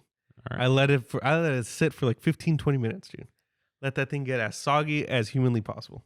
Beautiful stuff. All right. Okay. I'm not entirely sure what my foods are. I'm going to say the best food. This honorable mention to filet mignon Benedict. And my dad got it too. And they're like, oh, how do you want it cooked? I'm like, however it's recommended. And he goes, medium rare. I'm like, okay. Medium rare was perfect for this Benedict. Nice. Because it was like, you don't want a tougher steak. Do you typically medium. I get medium too, yeah. But it's a filet mignon. Dude, Right. it was, and my dad also, he and I will both eat raw beef. Right. Like literal like carpaccio or whatever, right? Or tartare. But we don't get medium rare, but it was like perfect for this. But it was good. But I'm going to give the number one to, I said, what in the Cheesecake Factory is this? And had to order it. It was, we each got one of these cheesesteak egg rolls Nice. with a sweet and sour sauce. And they were just good, dude. It's just fried beef and cheese. Yeah, sign me up. Sign me up. That is their Cheesecake Factory. Yeah, I had a best sweet, though. Why can't I remember? What did I do this weekend? Disney. Because then, best drink? I don't know. Okay, I'm going to give best drink to our mimosas today. Nice. It's delicious. Shout out to the lemon drop and Drink Up Disney, though. I got a lemon drop. Nice. And then it was so strong, I didn't order another drink. Well. Yeah. But I'm going to give the best sweet to, okay, so Kimmy and I wanted a little sweet treat from, so we made dinner. We were going to do a puzzle, but we did the VR thing and watched some Abandon and whatever. And so we went to Trader Joe's and get those little cookies, like the thinner Famous Amos style cookies. First of all, those are amazing on their own. And we bought some almond milk, vanilla unsweetened. I don't know. It's the one she likes, and she was going to take it home. And I'm like, oh, she wants milk and cookies. And so I pour the milk, and she's like, can you give me a spoon? I'm like, are you going to dip them? She goes, no, just this is what I do. So she dumps the entire bag of cookies in a tumbler, like the square, like a whiskey glass, imagine, right? And then pours all the milk over it, and then just crushes the cookies. Like a milkshake. No, like crushes them, like turn them into cereal almost. Oh, and then leaves them to get soggy. She's a soggy cereal person. Nice. And I had like already eaten 1 or 2 cookies. What are you doing? She's like, I used to do this as a kid, and I love it. I'm like, okay. So I did it. It's great. Nice. Delicious. So get some Trader Joe's cookies, milk of choice, let them sit for a little bit, and then eat it with a spoon. The trick is you do it in a small glass so it stays contained. If it spreads out too far, it's... Right. Yeah. Nice. So that's what I'll give it to. I think there was something that I'm forgetting. Must have not been that good. Nice. Right. So, good stuff. And now, it's time for one last fight. Rain, you got some crackers. All right? Dinner's not ready yet. There's some crackers on the table. Your favorite crackers. Charcuterie board. Yes. The pre-dinner charcuterie. But you can only have crackers with cheese or crackers with meat. You cannot have cheese and meat together. This is kosher. This is kosher. The easiest one last fight we've done. Really? Yeah. Cheese. It might be cheese for me. It's cheese.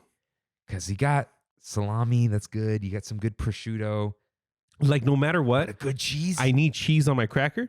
I can go without the meat if I don't want it.